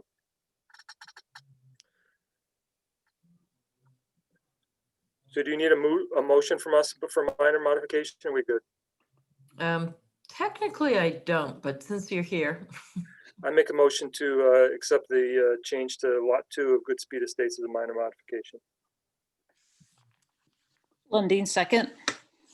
A roll call vote, Culfell's aye. Lundin, aye. Halo abstain. Rory and Andrew, where am I on this? 'Cause I wasn't here last week. I'm assuming. This is a brand new discussion. Oh, it is. Oh, Okay. Okay. So Spady, aye. Yeah, so Mela, you don't have to abstain if you don't okay, want to. then Melo, aye.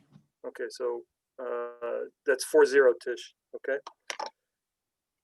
Okay, the next is a gift of land. It is, there it is on Highland Street. This is the section of Highland Street that is to the west of Foundry Street. It's in the ACEC. It's 6 acres of land. It was established as the remnant land. It's considered when this estate lot was established, it's identified as a not buildable land. It has a potential vernal pool on it, wetlands and streams. It's mapped habitat. It's in an ACEC. And a subdivision at Deborah Lee Lane actually incorporated this gift as a condition of that decision. And a certificate of occupancy is being held up on Deborah Lee Lane until this gift of land moves forward. That was it is the only reason why this gift of land is moving forward. It has been on the books since 2008, and it has been a struggle to get it this far. Well, I mean, the history of this development is that the original developer went bankrupt, and the development was purchased out of bankruptcy by another developer. So, so that's why it's taken so long. But at the same time, you know, the second developer has to be held to the original developer's commitments to the conditions. So. Yeah, and it was an isolated, it was independent of the Deborah Lee Lane, so nobody was paying taxes on it.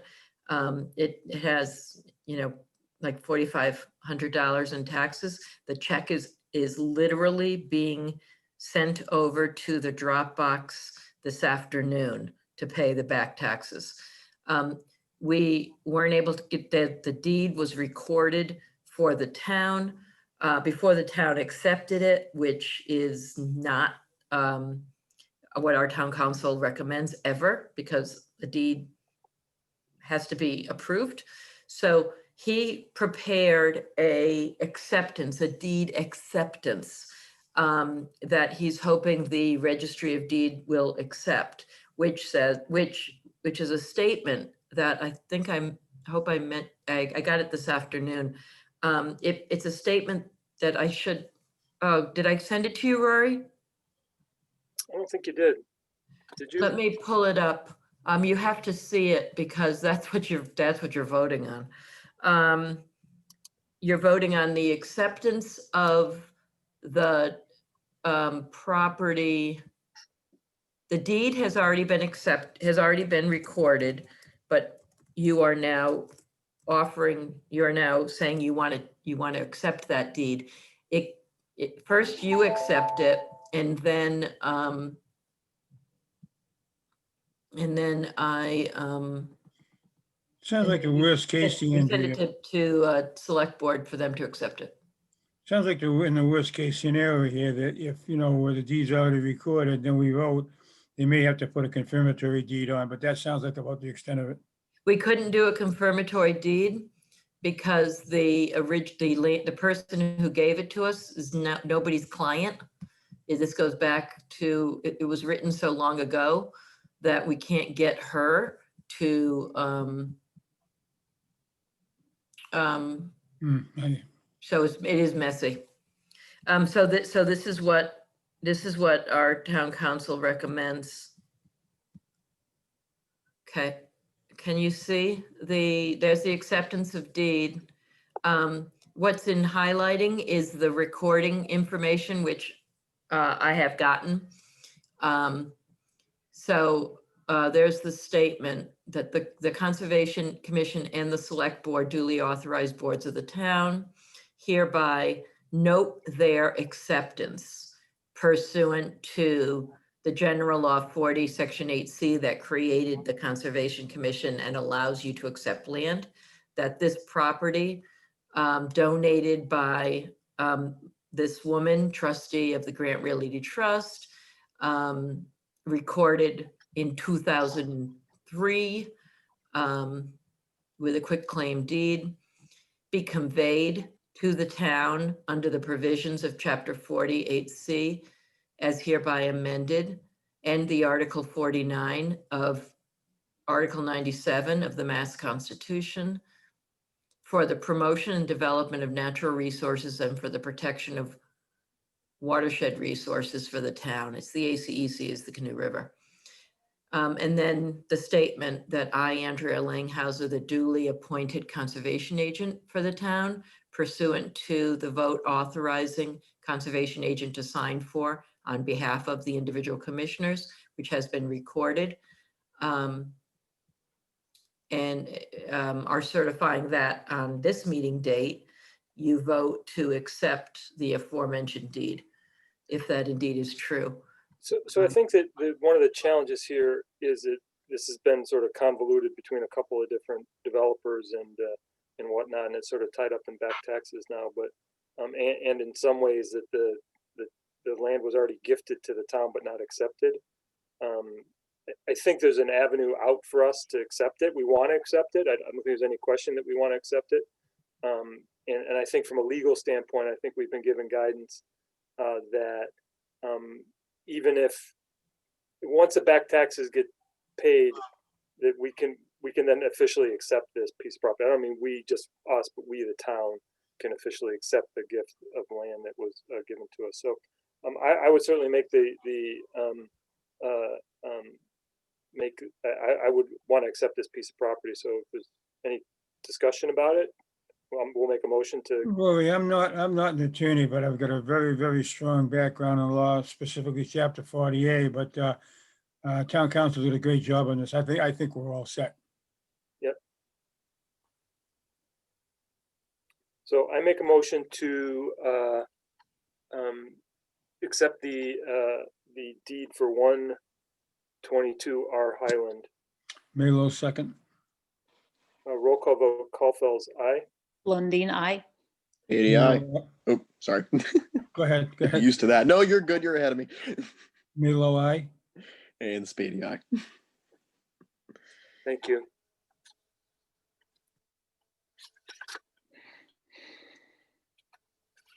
You're up, Andrea. Okay, the only thing I have for you on environmental planner report is happy holidays. And we actually had flow meters installed along Mulberry Brook as a technical support from the University of New Hampshire Stormwater Center to give us flow data for upstream and downstream of the wetland that you are constructing on the Sam Wright field to get a sense of its ability to hold flood waters.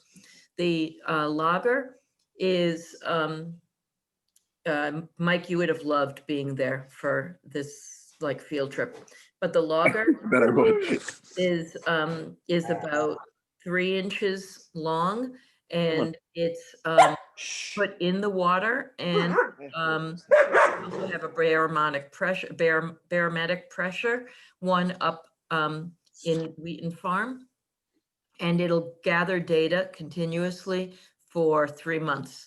The UNH is gathering this information now, they'll continue doing it definitely through June and probably into a year or so after that. Awesome. Yeah, we have no data for like hardly any data in our streams. So this is a regulated floodway. So knowing how much water is flowing here is going to help a lot of people. Merry I'm going Christmas. to email you over, Andrea, a blog. You went to mute, Mike. I'm on mute. A blog? Yeah. Yeah, a blog post about some of the streams in Easton. It was really cool. I'll send it to you just for fun, but you might enjoy it. So I think I would. I will email it to you soon. One of the things, in terms of monitoring, one of the things that this is the technical assistance grant you got from the from US EPA. They're not offering us money, but they're offering us monitoring assistance. And one of the things they suggested is, wouldn't it be great if we were to establish checklists for your monitoring and actually put up live data opportunity for people to connect in with wildlife sightings and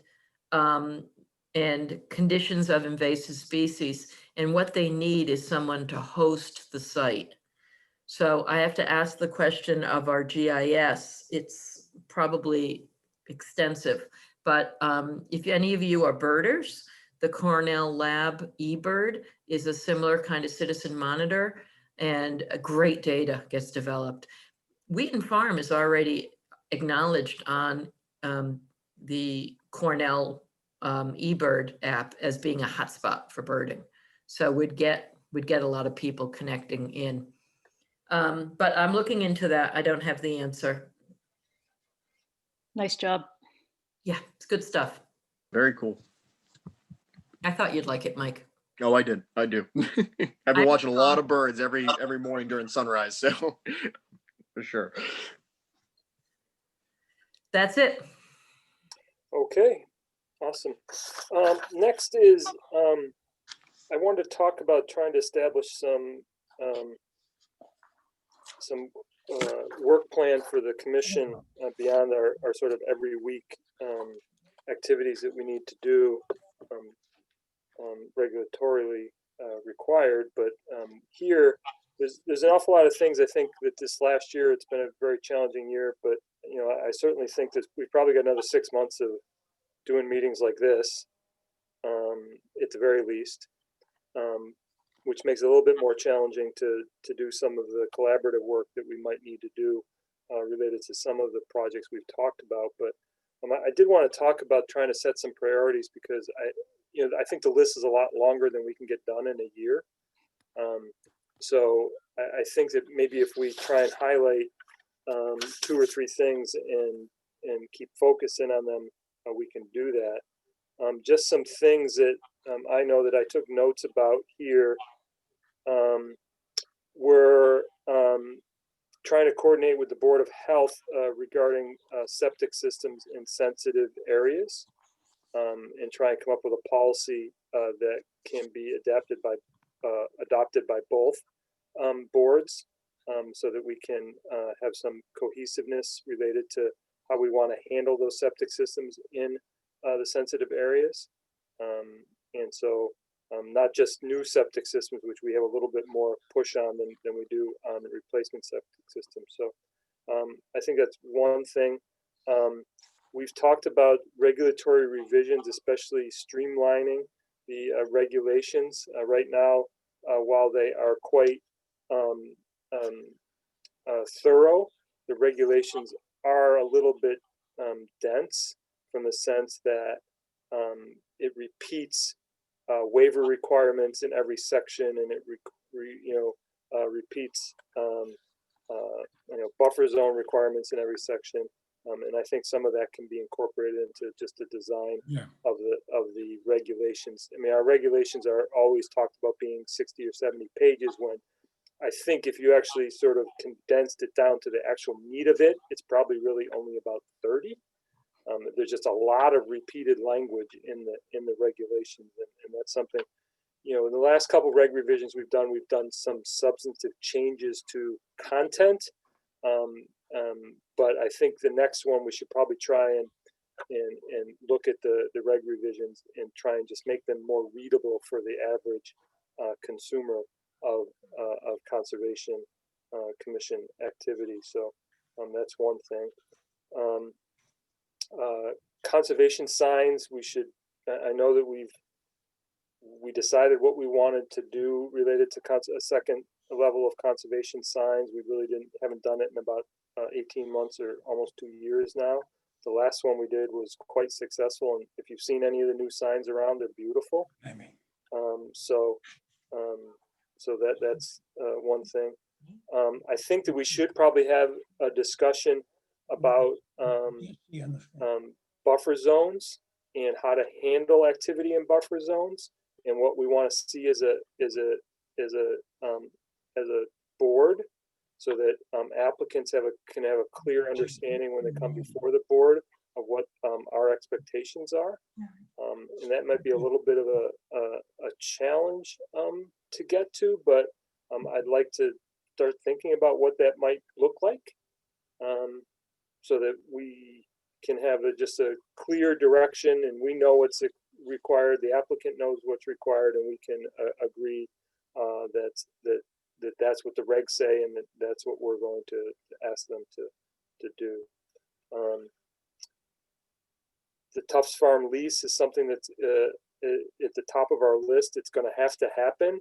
One of the things that we had talked about there is, before we put the lease out to bid, that we were going to get some input from the Agricultural Commission for some feedback on what we wanted to include regarding the farm on the property and get some input from them. So that's something that we need to do. Couple other things, just they're going to happen, but just understand. I'm talking about them because they're going to happen. Is the Sam Wright work that we're getting done and establishing a monitoring plan for that particular project. We've talked about getting volunteer monitors related to this so that we can monitor the invasive species and whatnot. And also the forestry grant, and trying to see if we can't get that forestry grant and then decide what we're going to do with it if we actually get the forestry plan done. And I think lastly, and this list seems a lot longer than I originally talked about it, but I think just one of the things that Andrea talked about, and I just talked about with Sam Wright, is putting together those inspection checklists for our conservation lands, and also our conservation restrictions, so that it doesn't just have to be Andrea that occasionally goes out and does these things, but that we can establish some sort of guidelines so that when we go out and we want to do an inspection on our conservation restrictions and conservation lands, we know what to look for. And then we have something we can come back to give to the conservation agent so that we can put it in our files, say, listen, we're monitoring this and making sure that everything's happening as it needs to be. So unfortunately, those all sound good, don't they? But I don't think we can do them all. And then there's climate adaptation. Yes. Right, the MVP. Yep, I agree. I have that on my list. Reg revisions for climate. Yep. I also have on my list to peek at the master plan and see where we're mentioned there and what we might be able to do.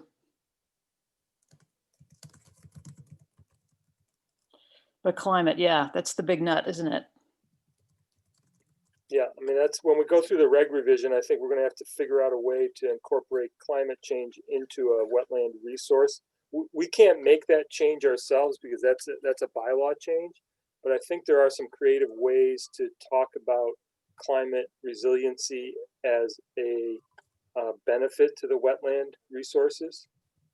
So I think that there's a way for us regulatorily to incorporate that into some benefits to the wetland resources. So we may be able to talk about that from that standpoint. So otherwise we have to go to a bylaw change, which requires we have to go to a town meeting to actually get that done.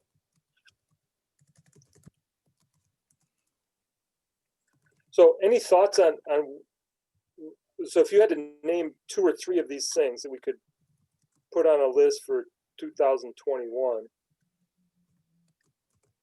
what would they be? Man, if I had to ask, well, I mean, let's just take, I mean, some things that are just going to happen anyway. Tufts Farm lease, the Sam Wright.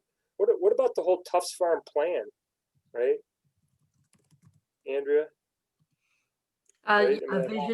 A vision for how to move it forward. We do have the Tufts Farm Conway plan, master plan, which got a lot of good public input.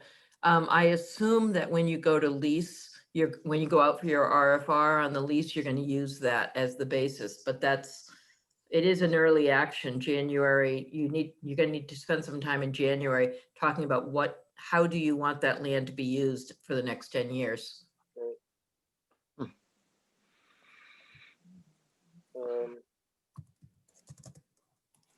So, I mean, Tufts Farm has to happen. Sam Wright is happening as we speak.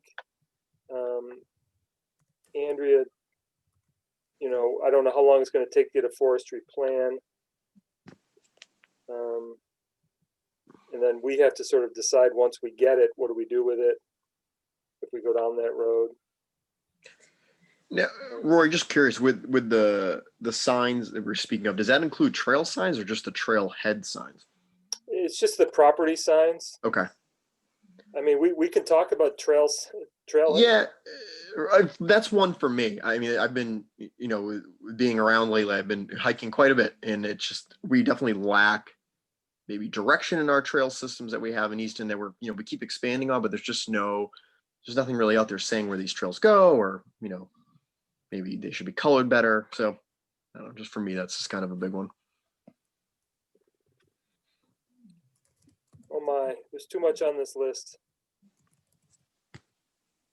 Also, too, I was gonna say this for later tonight, but I've just noticed recently with the snowfall, the amount of trash that's been left out in Flyaway here, and then Clifford Grant, and then a few others, it's been amazing to me. Especially with even just waste from people, like human waste. I'm just blown away. So I don't know if we have any signs. I know Borderland has some signs about carry in, carry out. I definitely think at this point, I would think, especially now, get them up if we have them. So, but that could be another one for me.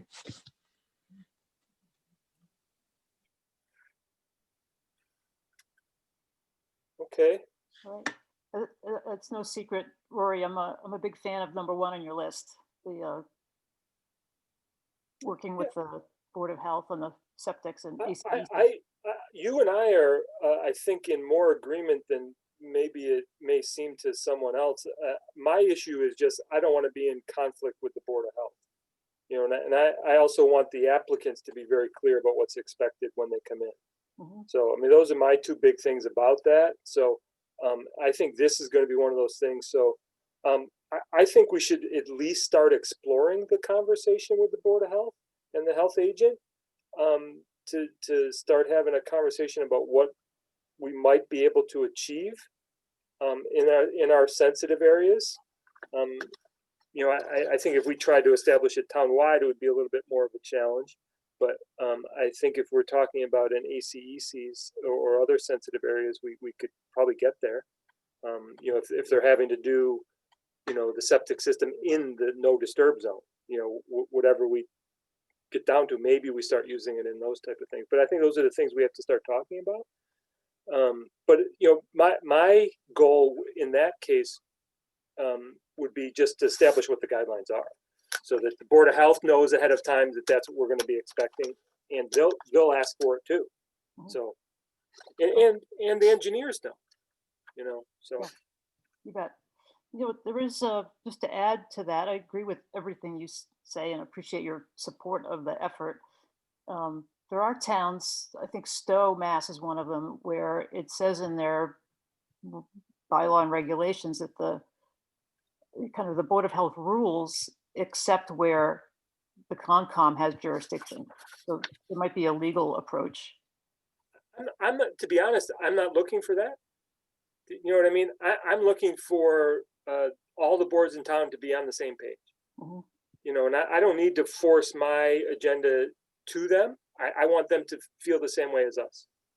And that's the approach that I would try and take on this is, you know, how do we get the two boards to find what they need out of this, and can we come to an agreement, them understanding that we're trying to protect, you know, groundwater resource, drinking water resource, flood control, and simple wildlife habitat impacts and everything else. So, I mean, if we can get there and they can be on board with it, and they can go, maybe we can even, you know, try and figure out, you know, this would have affected 5, you know, projects this past year.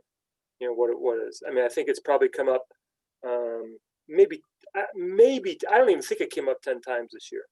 But it probably came up 5 or 6 times. And you know, I think if we went to them and said, listen, you know, we do probably 50 or 60, and that's only the ones that come to us, septic, you know, repairs a year. And if 10% of them fall into this category, it's probably reasonable for us to make that ask. So Sounds great. Thank you. yeah. So I'd like to put that on the list, at least start the conversation, so we have some feeling of where the Board of Health and the health agents stand on this, and we can start to get feedback. I know Andrea's given us a little bit of this, but I think we really open up the conversation and really start getting, you know, what we can expect to get some agreement on. I think it'll go well. So that's one. I'd like to take a stab at reg revisions, including trying to incorporate some climate change resiliency into the into the process, as well as the whole reconstructing of the regulations to make them streamlined. What else we want to do here? I mean, I think we should be doing signs, but that's me. I mean, we also took some money in from as a public benefit from one of our projects recently too. And I hate to have that money just sitting in the account while I'm not doing what they actually gave us money to do.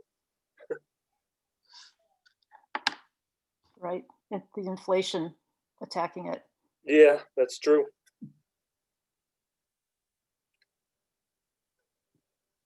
So why don't we start with from my standpoint, I'm looking for feedback. Just talking about the septic system design in sensitive areas, regulatory revisions, conservation sign project. In addition to these, we still have Tufts Farm, Sam Wright, forestry plan. And, you know, we can talk about, you know, other projects like trail stuff. Maybe that's something we can start suggesting to maybe some Eagle Scout projects. Maybe we can get to that point as well. So, any other thoughts? I mean, there's a lot more we'd want to accomplish. I just don't think we have the time for it. Right, I agree, that sounds good. Just as an aside, Mike, there are excellent trail maps online on the town website. So maybe there would be a benefit to get the word out more about the existence of those. Oh, for sure. Absolutely. Without a doubt. The only thing, I agree with the Board of Health coordinated review.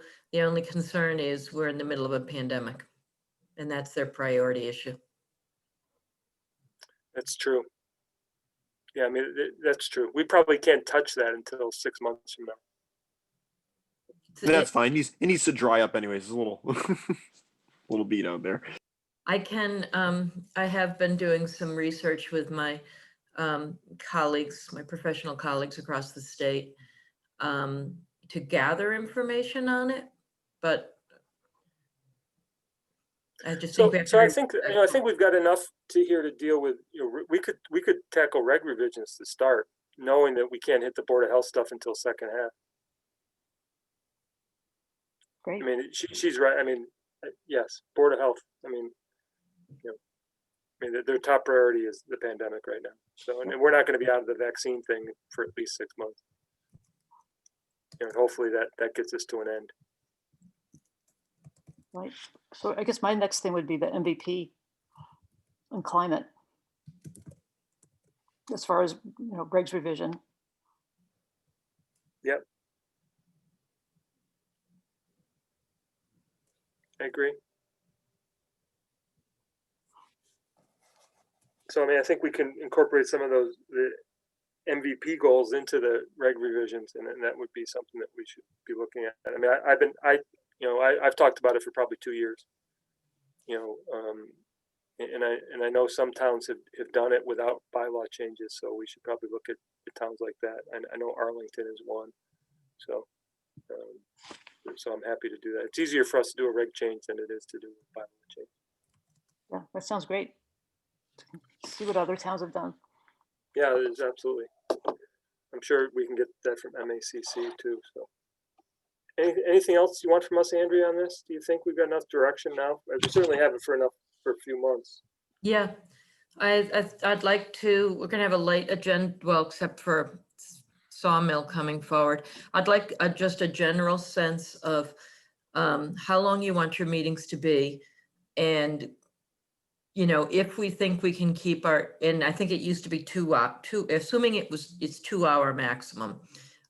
If we can keep our permits to, you know, an hour, 90 minutes, if we have an extra 30 minutes, we put on a policy. I'm assuming that's the kind of direction you'd like, but I'd like to. Yeah, and I think that's certainly something I mean, certainly 2 hours is a long time to be on in one of these meetings. And, you know, we've had some marathon meetings that go 3-4 hours. I mean, I've been on to some of these meetings close to after, 11 o'clock at night sometimes. But, those are not nights where we're going to add something on, but, I think it also behooves us that to be as direct and concise as possible in our comments and direction that we're giving to applicants, so that we can all, get to some of the other stuff that we know we want to accomplish. So it's a bit of a balancing act to make sure that we hit all the points we want to make in talking to an applicant to make the permit as good as we possibly can get to. But at the same time, just, getting there as concisely as possible is probably advantageous to the overall goals of the commission as well, too. Yeah, that's well said.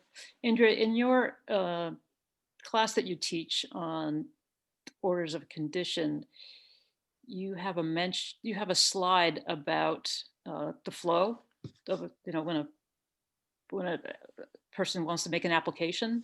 That might be a handy resource to kind of review the workflow and see how maybe we can flesh out some details and maybe have a checklist or something that we could use in preparing for meetings.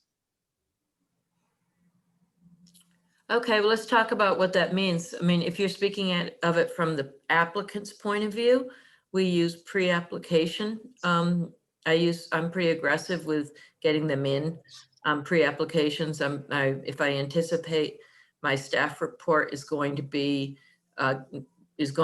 hit them, then I tend to get those staff reports out early and to the agenda.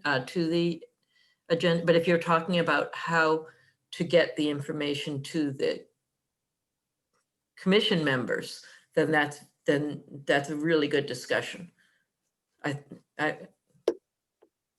think I'm managing the applicants, but maybe you're asking how to manage the commissioners to manage the time. Right. For me, it would be super handy to have like a workflow that the commissioners, because maybe we all take a similar approach with our own individual tweaks. But, for me, starting out with identifying what regulations apply, just as an anchor for looking at an application. Mm-hmm.